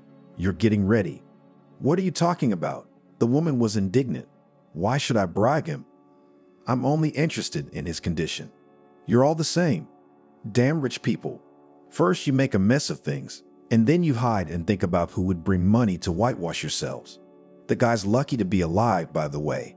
He'll probably be in a wheelchair from now on, and you and your husband will go on living in peace, knowing no troubles." Lucinda silently looked at the nurse with surprised eyes. Now she understood why she had been so rude to her all this time. "Look, I don't want to bribe anyone, and I don't have the money myself, and I don't know what my husband's plans are. He hasn't even come to see me once in all this time. Maybe he's out of town." Jacob came out of the victim's room. "What's going on here?" he asked angrily. "Oh, it's you, Lucinda. I've been meaning to talk to you. Can we go to your room?" "Of course," Lucinda answered quietly. When they entered, the policeman closed the door behind him and told Lucinda about her husband's affairs. "The investigation has already proved his guilt. The case has been submitted to the court, and the hearing will take place next week. Liam has no chance of staying free, and the victim's father will do his best to make sure he gets as much time as possible." As it turned out, Liam drove into the car of an 18-year-old boy who stole or simply arranged to borrow a car from an acquaintance to escape from his parents. His father doesn't have that much influence in this town, But nevertheless, he has just as much money as Liam. Tears rolled down Lucinda's cheeks. She felt sorry for the injured boy. She was scared for Liam, even though she didn't love him anymore. He wasn't a stranger to her, and she was worried about him. And most importantly, it was not clear what she should do now, how to live with this burden. Lucinda woke up from an incomprehensible rumble. When she opened her eyes, she saw an unfamiliar man in an expensive suit and a robe thrown over his shoulders. "You're asleep, bitch. You murdered my son, and now you're just lying there. I'll make your life a living hell. You and your husband will go to hard labor for the rest of your life. Who are you and what do you want?" Lucinda asked fearfully, though she had already guessed who her visitor was. "I am your nightmare from now on and for the rest of your life." Lucinda sat up on the bed, sleep finally receded. She looked at the man carefully. "Stop screaming. I can understand your condition and sincerely sympathize with you. But this grief does not give you any right to behave like this with a stranger, especially without knowing all the details of what happened. You talk to me here. I'm not going to leave you like this. I said it all." After that, the man turned around and left the room, slamming the door loudly. Lucinda remained sitting motionless. She could not even imagine what to expect from this man. After sitting like that for about half an hour, the woman decided to go check on Kevin, the guy who had been injured in the accident. She approached his room and knocked gently. No one answered. Then Lucinda opened the door. "May I come in?" the woman asked. There was still no answer. Then the woman entered the room. Kevin was lying on the bed, looking up at the ceiling. "Hi," Lucinda said. "Hello. Who the hell are you?" Kevin asked back. "My name is Lucinda. I was a passenger in the car that hit you." "Oh, what did you want? Is this about my father? You think I sicked him on you? Well, you're wrong. I don't blame you for anything. Neither you nor your husband. It's my own fault. I shouldn't have started all this. I'd be at home now, warm, cozy, fed, and happy. No, I wanted my freedom. I'm really sorry about what happened. I know it sounds stupid, and it won't make things right, but I'm sorry." Kevin looked at Lucinda in surprise. "Forgive you for what? It's not like you had anything to do with it. You were a passenger, and I was hit by the driver, your husband, I understand." "Yes, my husband, only he's never gonna admit he's to blame in his life. He'll blame everyone around him but him, and I don't think he cares about anyone else but himself. Maybe now he'll realize something." "You say that like you're glad he's in trouble." It was hard for Lucinda to admit it, but she did feel a certain amount of joy that Liam might get a real sentence. "Maybe you're right," Lucinda sighed. "That way I'd have at least a chance to get away and divorce him. Wasn't there any way to do it without that?" "Apparently not," the woman replied sadly. "He's terribly possessive. Next to him I felt like a prisoner and I could not leave. He promised me such problems, no worse than your father. So my sacrifice wasn't in vain." Kevin tried to smile. "Did my father threaten you?" "Yeah, he came by today. Yelling, cursing. Never mind. I didn't come to you to complain or ask you to save me from him. I'm an adult. I have to deal with my own problems. I'm sorry again. I'm really sorry about what happened. You're a good person." "Thanks, Kevin. Where were you going in such a hurry? Would you mind telling me?" "I'll tell you. I wanted to start my own life. I guess, like you, I wanted to be free of my parents' custody. I was tired of being pushed around. Constant control. My father was always forcing me to study. He paid for me to go to law school. That's not my thing. I wanted to study music. I even had a band with some guys, but my parents made me give it all up, saying I wouldn't get anywhere with my music. So I decided to run away. I saved up some money, borrowed a friend's car, got in and drove off." Lucinda couldn't hold back her tears. She felt so sorry for this guy, who had such grandiose dreams, such a will to achieve them, determination. And now, because of her husband, he lost everything. Now Kevin's whole life is about lying in bed. He's unlikely to have a wife and children. He won't be able to play his favorite guitar anymore. He's not even going to be the lawyer his parents wanted him to be. "Lucinda, don't cry. There's nothing you can do about it. It's just what someone upstairs wanted. And I'll talk to your father. I promise you, he won't hurt you." "Thank you, Kevin," Lucinda said gratefully. She went back to her room. The woman felt a little better. The next few days were completely uneventful. She socialized with Kevin. The guy turned out to be a very developed and interesting conversationalist. Lucinda was surprised that in her 32 years, she could so easily and freely communicate with an 18-year-old guy. Kevin's father didn't show up again. He was too busy with Liam's lawsuit. Meanwhile, Lucinda was getting ready to be discharged with a lot of important things ahead of her. Lucinda couldn't leave the hospital without saying goodbye to Kevin. The evening before the day of discharge, she went to his room as usual. They talked a lot about life, their families, their dreams. "Kevin, what happened to your mom? Why did your dad come to see you alone and I never saw her?" "I don't have a mom," the kid simply answered. "What do you mean?" Lucinda was surprised. "It's like this. When I was 5 years old, she left my father for some richer man 20 years older than her. She hasn't even been interested in me or my life since." Dad, of course, didn't greek about it for long. To everyone's misfortune, in 6 months he brought into the house a young long-legged blonde and soon married her. Naturally, she doesn't want my father or me. She's interested in Daddy's money and connections, but apparently he's fine with that. That's why she's been living with us all these years. I can't say we have a warm relationship. It's more like neighbors. "What a hard fate you've had," Lucinda said sympathetically. "It's okay. I'd accepted it. I guess it's more interesting than living on my own. At least I've seen something in my short life." "Don't say that. You've got so much more to see." "What's there to see when you're lying in bed?" "Kevin, we can try to do something. There are cases where people have recovered from injuries like this. And your father's got money. I think he'll spare no expense in your recovery." "Lucinda, do you believe that?" "I do," the woman answered firmly. "You believe it? Okay, thank you. Kevin, I actually came to tell you that I'm being discharged tomorrow, and I won't be seeing you here anymore, and I don't know if I'll ever see you again. I want to get away from all of this. Divorce Liam, sell the apartment, buy a train ticket, and go somewhere where no one will find me. But I'm sorry to leave you. I've grown so attached to you these days. You're a very nice guy, really. But your father won't approve of us hanging out. I'll leave you my number anyway. If you want, you can call me any time of the day or night. I'll always be ready to listen to you.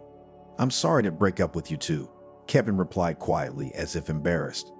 "If we had met under different circumstances, I would definitely have asked you to go out with me." Kevin lowered his eyes in embarrassment. He couldn't tell Lucinda directly how he felt for fear of being rejected. But during these days that they had known each other, the guy had fallen in love with her up to his ears. "Kevin, what are you talking about and what does that have to do with anything? I'm 14 years older than you. We'd make a great couple. You're very nice and you're bound to meet a girl worthy of you and age appropriate. Why would you want a grown-up aunt with a lot of problems and a bad marriage?" Lucinda tried to joke. "You're not an aunt." Kevin was indignant. "I'm going to go. It's getting late. Call me." Lucinda went back to her room. She lay down on the bed and thought about the words Kevin had said to her. She was worried that this nice guy was so attached to her and harbored false feelings. Lucinda realized the absurdity of the situation. "Okay," the woman said aloud. "I'll leave. He'll forget me and everything will be fine. His father is a rich man with connections. He'll probably be able to help his son get back on his feet and everything will be fine." The next day, Lucinda checked out and went home. The first thing she needed to do was to find out how Liam was doing, but how to do that the woman didn't understand yet. She didn't have the contacts of the policemen who had come to see her, and she didn't know who else to call. Lucinda finally found the number of their district police officer on the internet, and after an hour of negotiating and calling various authorities, she was given the number of Jacob, who was handling the case. She dialed the number and heard a familiar voice. "Senior Lieutenant, speaking." "Hello, my name is Lucinda. You were in charge of my husband Liam's case." "Yes, I understand what you wanted. I wanted to know how he was doing, how the trial ended. Maybe I'm in the wrong place, but I don't know who I can get information from. But he's my husband. I want to know how he's doing." He was sentenced to 1.5 years in prison with a fine. He was lucky that the victim survived and his father could not seriously influence the court's decision. "If you want to meet him, come to the detention center." Jacob gave Lucinda the address and said goodbye. The woman wondered whether she should see her husband after all that had happened or whether she should run away. Lucinda was confused. On the one hand, she realized that the best thing to do was to run away now without saying anything to Liam. On the other hand, she felt sorry for her husband because they were close to him and had a family life, albeit not a long one. In the end, the woman decided that she should meet with Liam, if only to inform him of the divorce. Maybe the situation had taught him something, Lucinda reasoned. Maybe he'd learned that you can't be so stubborn and selfish. Then there's a chance for reconciliation in this family. Everyone deserves a second chance. With these thoughts, Lucinda changed her clothes, cleaned herself up, and went to the address. Once there, the woman saw a gray, gluey building with bars on the windows behind a high fence with barbed wire. At the gate stood 2 sentries. Lucinda walked past them, feeling an inexplicable fear and panic inspired by the place. At the entrance, she was met by the officer on duty. "Hello, who are you here to see?" he asked. "Good afternoon. I was told I could meet my husband. He was recently convicted and brought to you. Your husband's name and surname, and your identification, please." "Liam," Lucinda replied, holding out her passport to the officer on duty. "Have a seat. I'll find out everything now." The officer on duty called someone on the phone, asked something, and after a couple of minutes he turned to Lucinda. "Follow me." He led the woman into a special room for dating. There was a table and 2 chairs opposite each other. "Have a seat. Your husband will be right with you." Lucinda sat down on one of the chairs. She noticed at once that it was terribly uncomfortable, apparently on purpose, so that people did not stay here for long. 5 minutes later, Liam entered the room. He looked wrinkled, his face covered in stubble, his hair disheveled, and there were bruises under his eyes, indicating that he'd had a lot of sleep. "Hi," Lucinda said quietly. "How are you?" "Don't you see?" Liam replied with a grin. "I'm resting here like a sanatorium."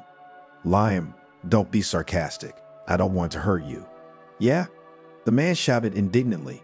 "And who told the cops that it was me who drove and hit that puppy and drunk? Wasn't it you, dear wife? What did I say wrong?" Lucinda was surprised. "They came and asked me how it was, so I told them." "Then you think with your empty head that you should have asked me first what you could and couldn't say. I should have told them you were driving. We'd both be home right now, and we'd both be out of trouble. And you ratted me out, you bitch." "Liam, stop it. How dare you accuse me of something? I didn't put you behind the wheel like that. That poor guy was lucky to be alive. You ruined his life. I don't care about that guy. I care about my own life. And it's going downhill right now. So you listen to me. You're gonna go home now. Find Jason's phone number in my address book. Call him and describe the situation. Then you're gonna do whatever he says to get me out of here. You got it? Why didn't you call him yourself?" "I didn't have time. I didn't think it would happen so fast. Do you understand what you have to do? I'm asking you." "I'm not helping you, Liam. I don't know how I ever married such a monster. You don't see anyone but yourself. You don't need anyone. I'm filing for divorce, and you can't stop me. Just try it. I'll pull you out of the ground. You'll owe me for the rest of your life for all the money I spent on you. And also," Liam didn't get a chance to finish because a policeman came into the room. "Your date is over. Citizen out. You get up. Let's go back to your cell." "You know what I mean," Liam growled angrily.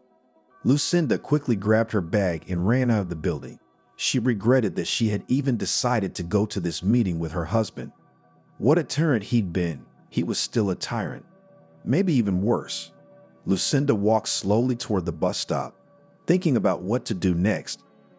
Lucinda's first order of business was to file for divorce from Liam. Now she had no doubt that this man would never change and living next to him would be hell. Lucinda didn't want to stay in his house either, so after packing her things and accumulated money, the woman left here for good, returning to her premarital apartment. Lucinda decided that the most correct course of action would be to file for divorce through the courts. She filed a statement of claim and waited for the result. She was immediately warned that such cases usually take 1 to 3 months. After that, Lucinda began to look for a buyer for her apartment. The woman wanted to get rid of everything that kept her here, in this city, to escape once and for all. So she asked the minimum price for her place, just to sell it faster. She was lucky. A young man named John was looking for a suitable apartment in the neighborhood to start a family. He was completely satisfied with Lucinda's price offer, and the apartment itself was a great option. All that was left was to wait for a reply from the bank, which had to approve John's mortgage. This also required about a month. The woman was lucky. The judge divorced her in Lyme at the first meeting, which was held 3 weeks after the application was filed. Almost immediately after that, the bank approved John's mortgage, and he and Lucinda signed a contract of sale of the apartment. There was nothing to keep her here now. After gathering the most necessary things, Lucinda went to the train station. The woman decided that she wanted to start a new life with a clean slate, so she would not take a lot of things with her, because she had enough money to provide herself with everything she needed. Half an hour later, Lucinda stood in front of the ticket booths at the station and chose a direction. She knew for sure that she wouldn't go to a big city, but rather to a place where Lyme wouldn't even think of looking for her, to some small, cozy town. Chicago was the choice. The train was leaving in 3 hours. After the choice was made and the tickets were in the woman's hands, Lucinda could relax a little. The woman deposited her suitcase in the luggage room and decided to take a little walk around the city to see it for what she thought would be the last time. There was a small park not far from the train station. Lucinda decided to go there. She bought a cup of ice cream and sat down on a bench. Suddenly, her cell phone rang. The call was from an unknown number. The woman was afraid to answer it at first. 2 disturbing thoughts popped into her head at once. It was someone calling at Lyme's request, who had heard about the divorce, or Kevin's father, whose threats Lucinda hadn't forgotten about, even though he hadn't shown himself all this time. Lucinda gingerly pressed the answer button. "Hello," the woman said in a shaky voice. "Hi, it's me. Recognize me?" "Kevin," Lucinda clarified and exhaled with relief. "Yeah, I thought you said I could call you about anything." "Of course you can. I thought you'd call a lot sooner." I'm sorry. I didn't have time. I was raising my dad." The guy laughed. "I'm glad you're in a good mood. How are you?" "I'm finally being discharged from that awful hospital." "That's great news, Kevin. I'm happy for you." "They also said I have a chance at recovery, but I have to fly to Germany for that, so I'm flying out tomorrow." "That's great, Kevin. I told you there was more to come." "Yeah, how's it going with you? Divorced your husband?" "Divorced?" Lucinda sighed. "I sold my apartment and now I'm sitting by the train station waiting for my train." "How far are you going?" "Yeah, not far, Chicago." "Wow, why did you choose this village to live in?" "Don't be like that, Kevin. It's a nice town, on the Michigan shore, nice and green. I've always wanted to live by the lake, and here, I don't have to be afraid of Liam. I don't think he'd think to look for me there." "Good then. It's always nice when dreams come true. Are you gonna invite me to the housewarming party?" "I will. I just need to buy a place to live, get a job, and do all the things that life in a new place requires." "Well, I can't really go right now either. You know, it's a long way to Germany, and it's gonna take a while to recover, so don't expect it before 6 months." "That's a deal. Good luck, Kevin." "Thanks, Lucinda. You too." After talking to Kevin, the woman felt a little calmer. She believed that the operation would help him get back on his feet and he would be able to live a full life. Lucinda herself had a new life ahead of her, where there would be no more room for people like her husband. Lucinda stepped off the train, the bright summer sun hitting her eyes. The woman looked around. Everything was strange and unfamiliar. While Lucinda was on the road, she thought about how to get settled in her new place. The woman managed to look at several advertisements for apartments. Her money was enough to buy a 1-bedroom and still have some money left for living. Lucinda decided to rent a bed in a hostel while she searched for a suitable option. Of course, she could afford a good hotel room, but Lucinda decided that it would be best to save as much money as possible and not spend it on any excesses. There was no telling how the job situation would turn out or how long it would take to find a place to stay. To her surprise, the room was very clean and spacious. There were not many guests, so Lucinda's neighbors were only 2 female students traveling around the city. Lucinda did not dare to deal with the purchase of the apartment herself, so she turned to a real estate agency. She described her wishes and waited for a suitable option. In the end, 3 days later, The realtor called Lucinda and offered several apartments that were for sale almost in the center of the city at a very attractive price. The woman decided to look at each of them. The first apartment was in an old house on the first floor.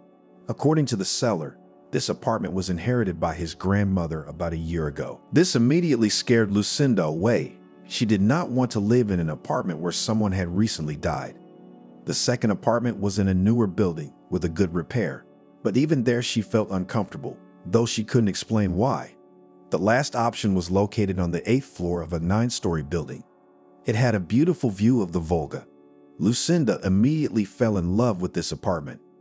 Despite the fact that it was a little smaller than the previous options, she felt at home in it. Everything was good here. A beautiful view from the window, a convenient layout, modern repairs.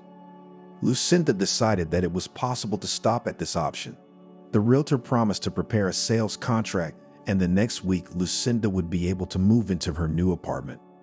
All this time, Lucinda corresponded with Kevin. He told her about Germany, how nice and beautiful it was. Even from the window of the hospital where he was lying, he had a beautiful view of the architecture of the city. They were preparing him for surgery, collecting all the necessary tests. In turn, Lucinda shared with him her impressions of her new place of residence. She bragged about her future apartment as well. Kevin praised her choice and promised to come and visit her immediately after her return to Russia. The deal to buy the apartment was successful.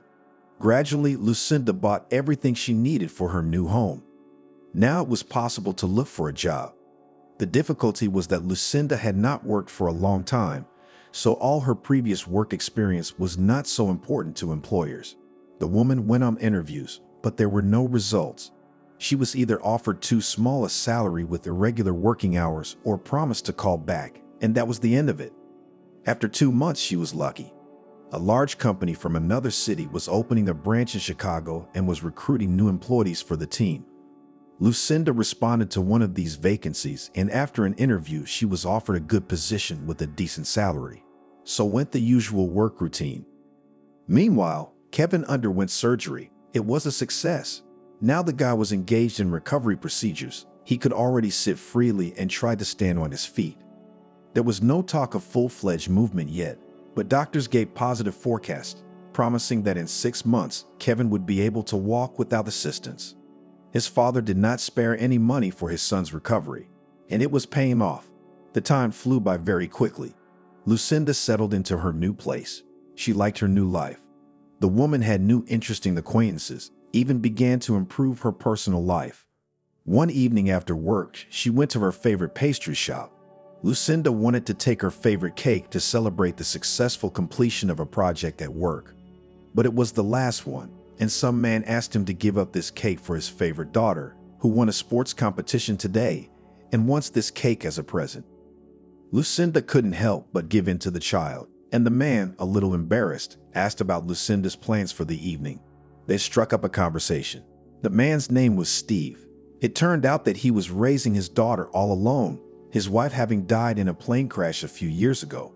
He ended up inviting Lucinda to join them for a celebration. It was a completely unexpected offer for the woman, but she accepted. She didn't realize how she had agreed so quickly, but there must have been something about this man that was so appealing and special. It was the beginning of their relationship. Steve's daughter also quickly became friends with Lucinda. She was already old enough to realize that Daddy could not live all this life alone with memories of his mother. Therefore, the girl did not interfere with their relationship. It seemed that life got better, and now Lucinda has a calm and bright future ahead of her. But not always in life everything happens exactly as it is desired. Lion was not released until the winter of the following year. The weather outside was gray and snowless. The man shivered. He hadn't been able to get out of prison early, no matter how hard he tried. Kevin's father had done a good job of keeping Liam there for his entire sentence. During the time the man spent incarcerated, many changes took place. The partner he had made a deal with before going to prison turned out to be a corrupt man and canceled all contracts at the first opportunity. And he did it in such a way that Liam was left not just without money, but he was a lot of debts from third-party organizations. In order to cover everything, the man had to sell his house, car, and other property. The money was barely enough. After that, Liam was left literally on the street. All former friends turned away from him because no one wanted to have problems with the law. Liam had nowhere to go. In all his troubles, of course, he blamed Lucinda. After all, in the man's opinion, everything happened because of her. If she hadn't been such a fool then, they'd both be sitting on the ocean somewhere now, enjoying their paradisiacal lives. Liam couldn't accept that, so he decided to visit his ex-wife. He figured she couldn't have traveled far and was now living in her old apartment. Without difficulty remembering the address, the man went there, but he was not opened. A woman shouted through the door that she was not Lucinda and did not live there. Liam knocked for a long time, demanding to be let in, but to no avail. After a while, the police arrived with a man.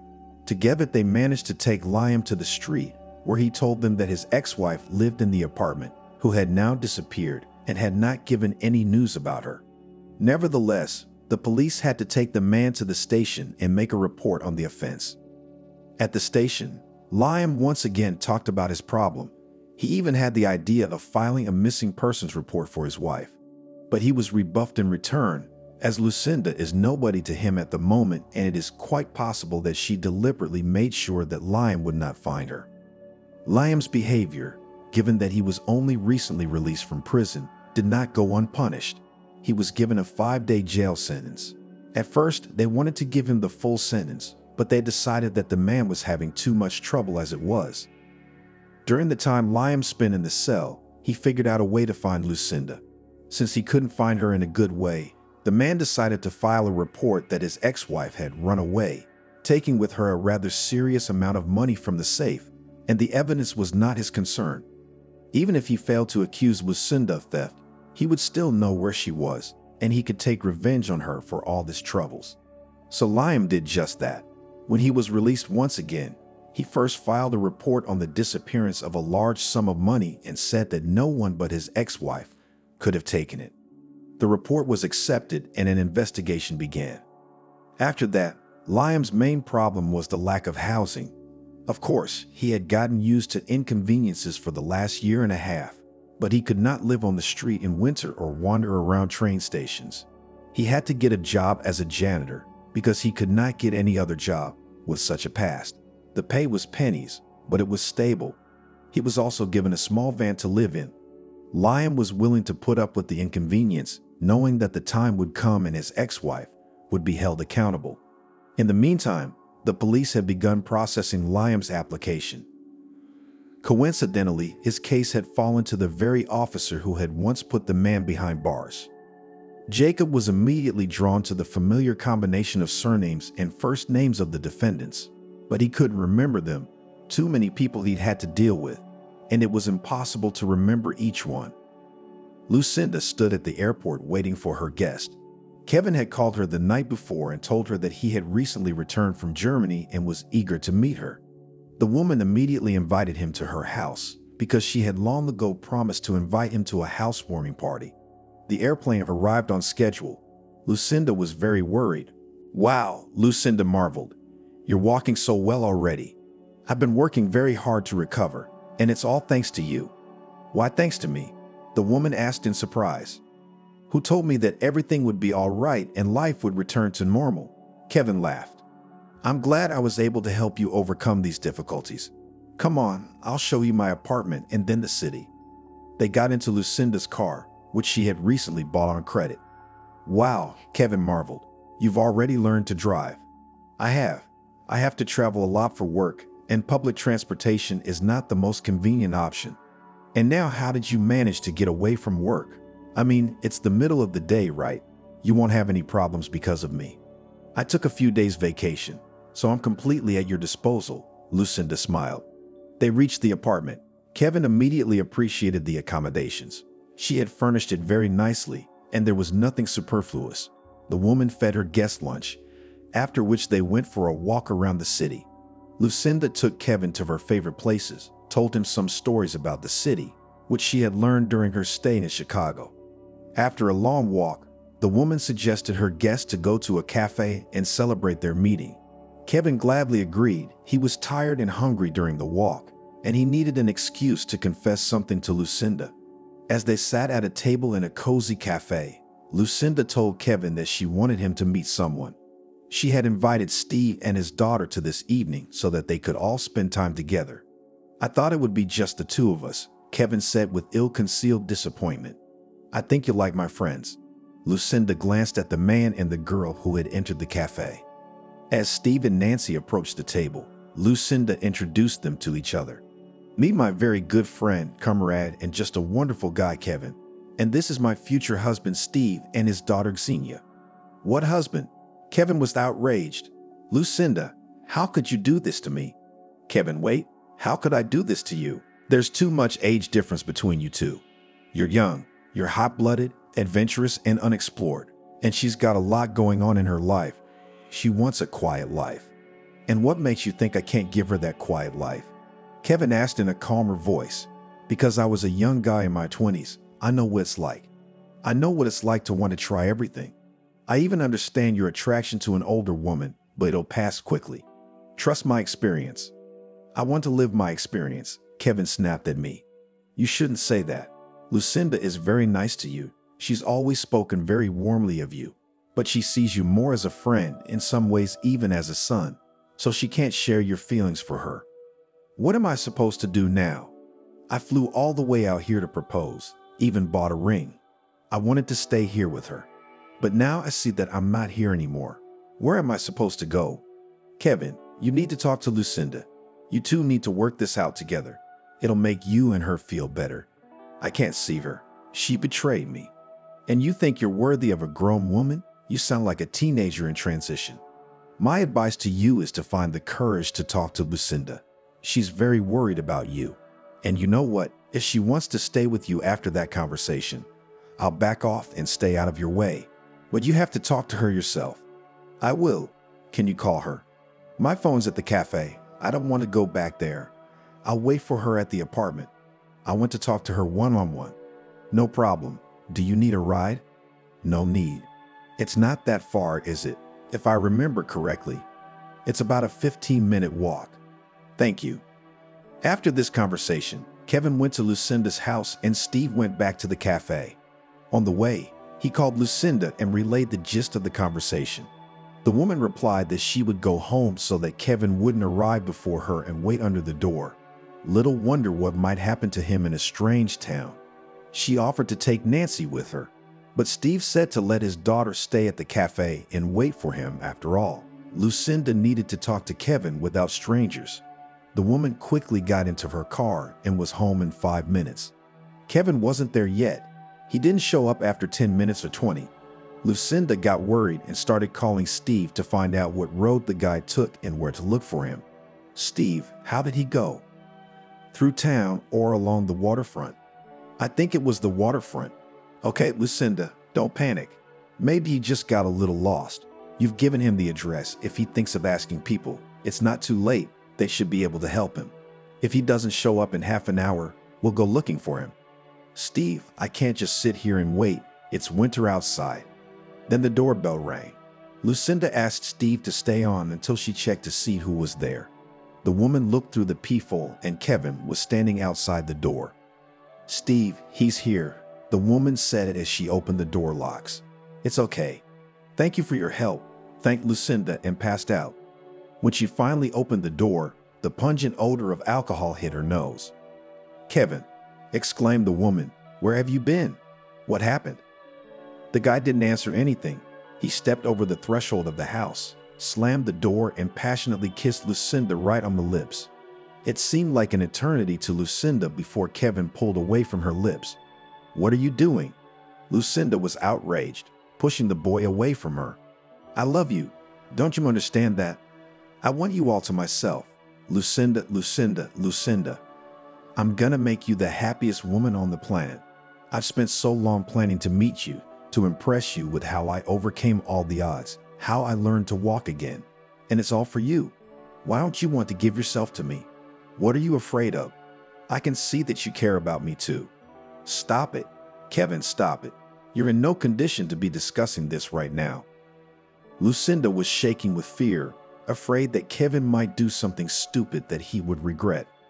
Lucinda tried to speak as softly as possible. "And tomorrow morning you'll wake up and we'll talk about it." No, I want you to give me an answer right here, right now. Okay, fine. Let's just move to the room and talk about it there anyway. Okay. Kevin reluctantly agreed. That's good. Go sit down and I'll go make us some coffee. You'll be fine. Kevin waved his hand and walked back into the apartment, and Lucinda gave a faint sigh of relief. She still had her cell phone in her hand. Going into the kitchen, the woman quickly typed a message to Steve. Come to my place right away. It didn't take long for a reply. Lucinda quickly ran her eyes over the text. On my way out. I'll be there in 20 minutes. What's wrong? The woman decided not to reply to the message. She busied herself with making coffee. There was no telling what else might cross Kevin's mind. 10 minutes later, Lucinda cautiously exited the kitchen and walked quietly into the room. Kevin was sleeping peacefully, stretched out on the couch. The woman also quietly walked back into the kitchen. Now she could answer Steve quietly. It's okay. I'll tell you when you get here. Just don't ring the bell. After another 10 minutes, there was a gentle knock on the door. It was Steve. He looked worried. Lucinda quietly opened the door and escorted the man into the kitchen, where she told him what had happened. Did he hurt you? The man asked angrily. No, he didn't. It's okay. I told you. He just wanted to tell me how he felt and he kissed me. That's all he did. Lucinda, don't cover for him. I can understand that. I can even accept your friendship. But I don't want you to be miserable because of him. Steve, really? It's okay. Can you stay with me tonight? Yeah, I'll just call Nancy now and let her know. Lucinda set up the cot she prepared especially for Kevin's arrival, and she and Steve went to bed. The man woke up early in the morning when everyone else was still asleep. He carefully got up from his bunk so as not to wake Lucinda and made his way to the bathroom. When he returned to the kitchen, the woman was already preparing breakfast. He gently hugged her from behind and kissed her cheek. I can't wait for mornings like this to become a regular occurrence, Steve said with a smile. Me too, Lucinda said, although I'd rather sleep in a regular bed. They ate breakfast and Steve left for work. Are you sure you can manage without me? Steve asked anxiously. Should I stay up late and wait for Kevin to wake up? No, that's okay. He won't hurt me, especially sober. We should talk to him alone after all. All right, fine. Call me if you need anything. Steve left for work and Lucinda waited for her guest to wake up. Kevin didn't wake up until 11 o'clock. His head hurt terribly and his mouth was all dry. He got up and walked unsteadily to the kitchen, where Lucinda was sitting and thinking about something, staring out the window. Hi, Kevin said quietly. Lucinda flinched in surprise and looked at him. Hello, she said sternly. Lucinda, I'm so sorry. I shouldn't have. Don't, Kevin. I understand perfectly well. Let's just please close the subject once and for all. Sit down. I'll pour you some coffee. Kevin obediently sat down in the chair, and Lucinda continued. I want to explain to you once again that you are dear to me as a friend. I am worried about you and always have been. Probably because I feel guilty about what happened to you. But I never considered you as my life partner. You're very young, and you have your whole life ahead of you. You can finally realize your dream, become a musician, travel the world. But for that, you need another young and ambitious companion. I'm not cut out for that. I'd like you to stay in my life, but if you can't change your attitude towards me, then we'd better forget about each other once and for all. It's best for everyone. I hear you, Kevin said after a short pause. Maybe we really should stop talking for a while. I'll leave tonight, and I won't bother you again. At least not for a while. Kevin drank his coffee, packed his things, and headed for the airport. Lucinda offered him a ride, but he turned out. I'm sorry for everything. Be happy, said Kevin to Lucinda one last time. They hugged and the guy left her apartment and Lucinda was left alone with her thoughts. She was sorry to break up their peculiar friendship with Kevin, but it was the right thing to do, at least for now. Lucinda had pretty much calmed down by now after the story with Kevin. At first, she had been worried about what had happened, blaming herself for not being able to recognize the guy's feelings for her and for not explaining the impossibility of a love affair between them very clearly. Then Lucinda was angry at Kevin for not wanting to understand the simple truth that, in a woman's opinion, a difference of 14 years between a man and a woman is not acceptable for a happy marriage, especially if the woman is older. And now Lucinda had calmed down. She no longer blamed herself or Kevin. Everything had been resolved more or less well, so it was not worth dwelling on it, Lucinda decided. During this period, the woman often met with Steve, who was always trying to distract her from sad thoughts. This also played a part, and everything seemed to be back to normal, but suddenly there was a new problem. One afternoon, when Lucinda was working on a project, a call from an unknown number popped up on her cell phone. Lucinda didn't see anything suspicious about it. She often received calls from customers and colleagues from other branches, so the woman calmly answered the call. "Lucinda?" The caller clarified. "Yes, it's me. It's Senior Lieutenant Chisholm from Police Station 4. Could you come down here today?" "What's the matter?" Lucinda asked anxiously. "You are a person of interest in a case. We need your testimony." "What case?" "Lucinda, I can't tell you everything over the phone right now. Come down to the station and we'll talk about it." "Okay. Cell phone rings, I'll be there. What time can I do it?" 3 o'clock to 5 o'clock in room 102. "Okay, I'll be there." "Thank you, Lucinda. We'll be waiting for you." Lucinda disconnected the call and began to wonder what this case could be and why the police were suddenly interested in her. The firm's affairs were clean, she was sure of that. She had done nothing illegal. After a while, an unpleasant conjecture visited her thoughts. She thought that it was her ex-husband who decided to challenge his imprisonment and pin all the blame on her. It was not for nothing that he had threatened her then, and according to the time limit, he was about to be released from prison. Lucinda did not say at work that she was summoned to the police. She just pretended that, as usual, she went on company business. On the way to the police station, she called Steve and told him about today's call and her suspicions. The man asked her to keep him informed about everything that was going on and, most importantly, not to panic early. The woman easily found the right office and knocked on the door. "Come in," she heard from behind the door. "Hello, I got a call today asking me to come in on a case." "Lucinda?" said the owner of the office. "Yes," Lucinda answered briefly. "Please have a seat. I'm the one who called you. My name is Tony." Lucinda carefully sat down on the chair opposite the policeman and looked at him with a questioning look. "Tell me, please, how long have you lived in Chicago?" The officer began his interrogation. "About 2 years. Wait a minute. Maybe I should get a lawyer. I don't want any trouble, and I don't want you to accuse me of anything when I can't defend myself." Lucinda chose a defensive position. "Lucinda, you can certainly have a lawyer, but I'm not accusing you of anything. I'm just getting some details." Lucinda did not answer anything. She silently looked at her interlocutor. "Can we continue?" he clarified. "Yes, but if I don't like something, I can refuse to answer your questions." "Of course you can, but I strongly advise you to tell me the truth. It's in your own interest." "All right, I understand. Let's continue. Where do you live?" "In my apartment, which I bought when I got to Chicago." "And how did you buy the apartment?" "I sold my apartment in another city and used the money to buy a place here." "Can you document that?" "Of course. My documents are in order, but I don't carry them with me, so I keep them at home." "And your car was purchased with what funds?" "It was bought on credit. I have the paperwork to prove it too, and I have that home." "Lucinda, please don't take this personally. I'm not going to accuse you of anything. I'm just trying to get the whole picture. Then maybe you can tell me what's going on and what happened. Tell me, do you know Liam?" Lucinda flinched at the name of her ex-husband. She knew it was him, but she didn't know what he was up to yet. "It's my ex-husband," Lucinda replied in a trembling voice. "The thing is, a few days ago, we received a request from your hometown. Liam claims that a large sum of money has gone missing from his safe, and he named you as the only suspect since no one else was in his house during his absence." "But that's nonsense," Lucinda said indignantly. "I ran away from this house as soon as he was put in jail. I hardly even took my things." "Lucinda, please calm down.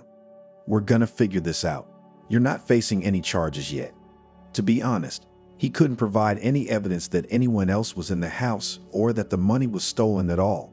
It's all in his own words, but we're obliged to check it out. Thank you for your cooperation. Please stay in touch. I don't want to restrict your freedom in any way, so I just ask you not to leave the city, especially if you are not involved. You have nothing to fear." After that, Tony said goodbye to Lucinda, and the woman left the station. She felt very bad. Liam was sitting in Jacob's office, who had called him in for more information after the results of his conversation with Lucinda had come back from Chicago. Liam had a nasty smile on his face. He felt that his plan had worked and the police had found Lucinda. Now it was just a matter of finding her. We needed to get his ex-wife's phone number, or better yet, her address. We've spoken to your wife, Liam, and she claims she had nothing to do with your money, and we have no reason not to trust her. Of course she has nothing to do with it. Liam replied mockingly. Did you think she'd just confess to you right away? I stole all the money from my husband, and now I'm living on my own while he's rotting away in his shitty job. Liam, I'm going to have to ask you to watch your language. Why don't we have a straight talk? I wonder what it's about. You never forgave your wife for not covering for you in the accident case, and now you want her to suffer too. Isn't that right? Jacob spent a long time trying to remember why this man looked so familiar. He checked the database, pulled up old cases, and it all came back to him. This was the man who caused a drunken accident, almost taking a young man's life, and then wanted to frame his wife. What a load of crap. Liam was outraged. I need her. I just need her to give me back what she stole from me. You see, Liam, the thing is, Jacob began to speak in a very quiet voice. You couldn't give us any proof that you had the money at all, and even less that your ex-wife could be involved in this case. Come on, there was no theft, was there? Can I at least see the answers to the questions about my money? Liam asked irritably. No, I can't give you that information. It is confidential and has no value to you. How dare you? Liam said with feigned emotion and immediately clutched his heart. Can I at least ask you for some water? He added quietly, mimicking a painful grimace. Liam realized that he was acting like a pussycat in a cheap soap opera, but he was still acting. Jacob grudgingly got up from his seat and walked out into the hallway to the water cooler. Even though the distance from the office to the water cooler wasn't very far, it was enough time for Liam to find the information he needed in his file on the desk. Among the other papers was a sheet of Lucinda's data. He quickly snapped a picture of them on his cell phone and slammed the folder shut, putting it back where it belonged. Jacob returned at the same second. Here you go. The man held out a glass of water. Thank you, Liam said, and drank the water in one gulp. You know, you're right. I was just trying to get back at my wife for my broken fate. You're the one who broke it. You don't have to continue your investigation. I don't care. Let him go to hell with the money. Jacob wanted to say something, but Liam had already left his office. The man walked outside and headed for his gatehouse with a triumphant look on his face. I told you couldn't hide from me, Liam muttered under his breath. Wait for me to visit, sweetheart. I'll see you soon. After that, the man packed his modest belongings, took out the money he'd saved lately, and headed for the airport. He didn't plan to go back. There was nothing to keep him in this city anymore. He wanted to get to his ex-wife as soon as possible, so he wasn't going to waste time on the train, especially since the ticket price for these modes of transportation didn't differ much. Liam bought a ticket for the nearest flight, and in 3 hours he was already sitting on the plane, anticipating his meeting with Lucinda. It was a cold February evening outside. Lucinda was at home and was going to meet Steve. He had invited her to the theater for the opening night of a play. The man was supposed to pick Lucinda up in half an hour. Suddenly, the doorbell rang. You're early, Lucinda said, opening the door, but when she saw Liam on the threshold, she was startled. You? Were you expecting someone else, my dear? Liam pushed Lucinda roughly into the apartment, then walked in and slammed the door behind him. What are you doing here? Lucinda asked breathlessly. What's up? Liam grinned. I came to see my favorite wife. I see you're greeting me in full dress. How did you find me? Well, I told you I'd do it no matter how you hid, and I'm never one to throw words around. What do you want from me now? You took everything away from me. After I got out of prison, I had to sell everything to pay off the debts my last partner left me in the graveyard of my business. After that, I had to live in a stinking gatehouse and sweep the damn yards every morning, all just to find you. I wanted to file a missing persons report on you at first, but they turned me down. So I figured out a way to get those stupid cops to come after you. Then it was just a matter of doing the little things. Although I had to use my acting talent, the stubborn policeman didn't want to give me your details. But now, as you can see, I'm here with you. Liam, what do you want? We're not husband and wife for a long time. Lucinda tried to speak as calmly as possible. The woman was stalling for time because Steve should be here any minute. Lucinda hoped that he would be able to fix the problem. It's okay, we'll get remarried. You've left me with nowhere else to live and no one will hire me, so I'm staying here on your full support. I've fed you, clothed you, taken you to resorts. Now it's your turn. What are you talking about? I have a fiancé and he'll be here soon. Oh, you scared me, Liam said with a sneer. If he tries to come in here, I'll break every bone in his body. At that moment, the doorbell rang. Lucinda wanted to go to the door and open it, but Liam wouldn't let her. Don't you dare. I'm tired right now and I don't want to talk to anyone. Let her go. But the doorbell kept ringing. At the same time, Lucinda's cell phone rang. Answer it and tell her you're not going anywhere. And if you fart, I'll kill you where you stand. I got nothing to lose. Do you understand? Lucinda nodded and hit the answer button. Steve, I'm sorry. I'm not feeling very well. I got a headache and I fell asleep. Look, can we postpone our trip to the theater? I'm really not feeling very well right now. Lucinda, I've been standing on your doorstep for about 10 minutes. Why don't you let me in? Steve, I'm sorry. I look terrible and I don't want you to see me like this. Why don't we meet tomorrow? Is there anything you need? Medication? No, thanks. I love you. Love you too. I'll call you tomorrow morning. Steve disconnected the call and went to the elevator. Liam watched through the peephole. Good for you. You did the right thing. Now let's go to the kitchen. I'm hungry. Lucinda obediently led her ex-husband to the table and began to warm his dinner. Liam smugly watched the woman. After a while, she put a plate of pasta and a glass of tomato juice in front of him. Don't you have anything to drink? No, Lucinda answered briefly. That's too bad. All right, sit down and eat too. I'm sick of eating alone. I don't want to, the woman tried to object. Eat, I said, Liam shouted and pounded his fist on the table. Lucinda flinched in surprise and obediently placed the same plate in front of her. After dinner, Liam said he wanted to go to bed.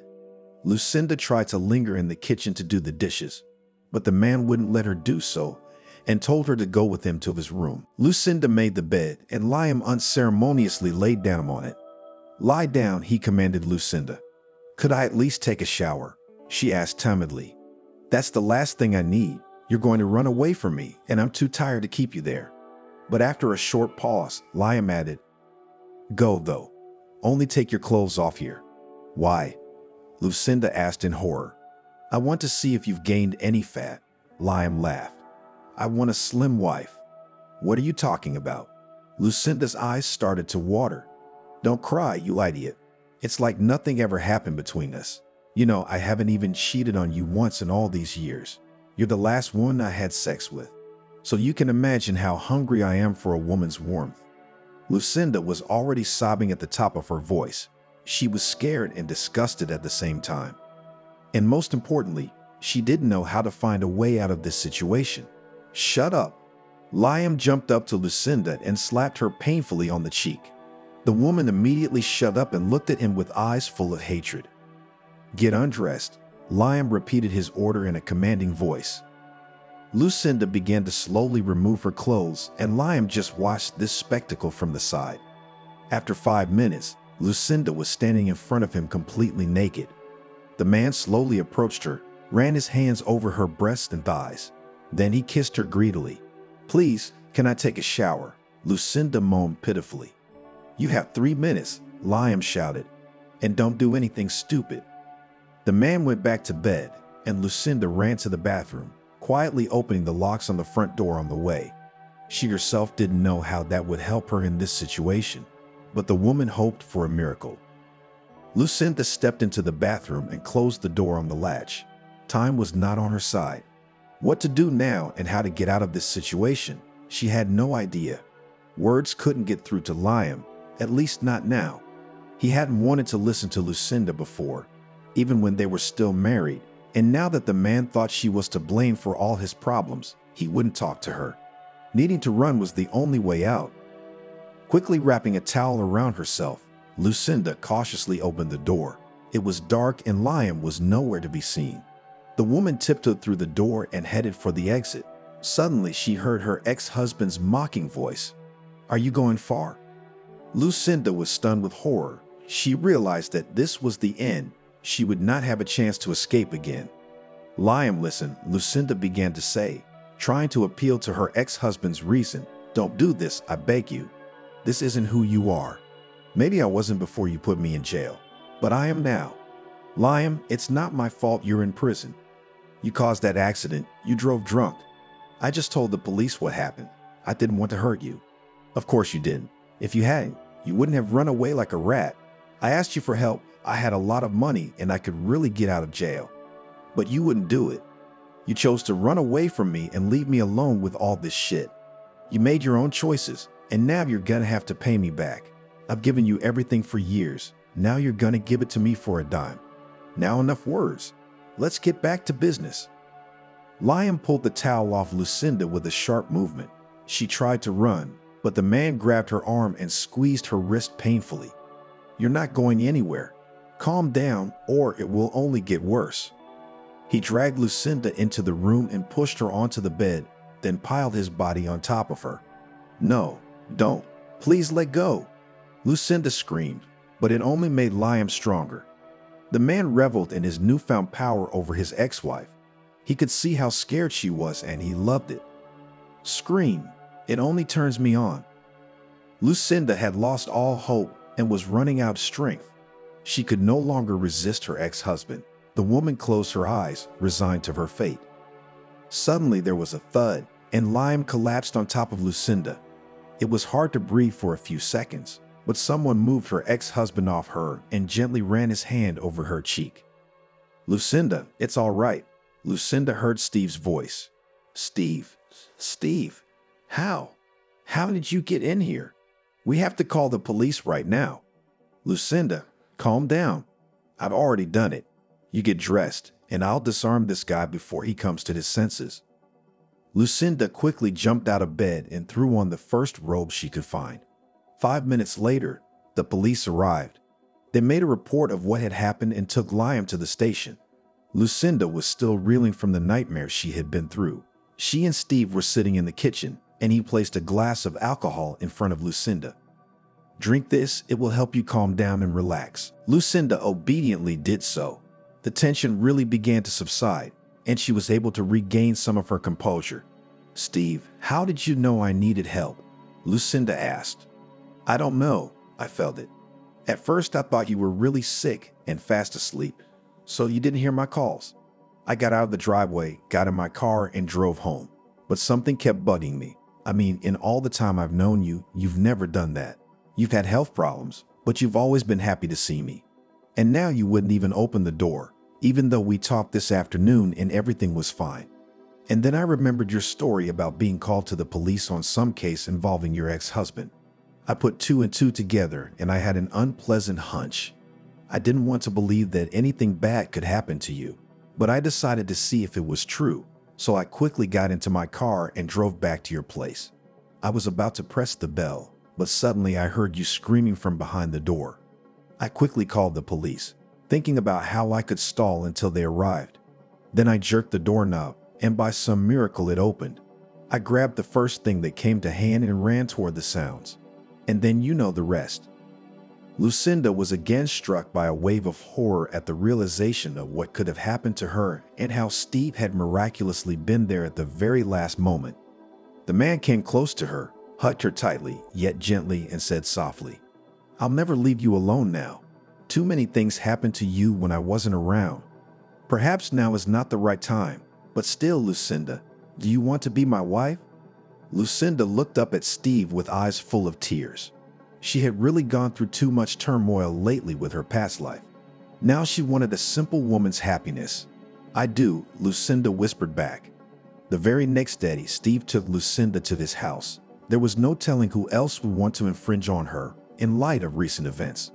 A short time later, they were married. It was a simple wedding without any frills. The newlyweds did not organize a celebration, just a quiet dinner with their family. Now it seemed to Lucinda that here it was, a real happy family life, and for this, it was not necessary to have golden mountains. As for Liam, he was being prosecuted for attempted rape. There was plenty of evidence, plus the testimony of Steve and neighbors who heard the screams, as well as characteristic marks on Lucinda's body. However, after a forensic psychiatric examination, it was found that the man had certain deviations. According to the court decision, he was sent to a psychiatric hospital for compulsory treatment, where he is likely to remain, if not for life, then for a very long period of time.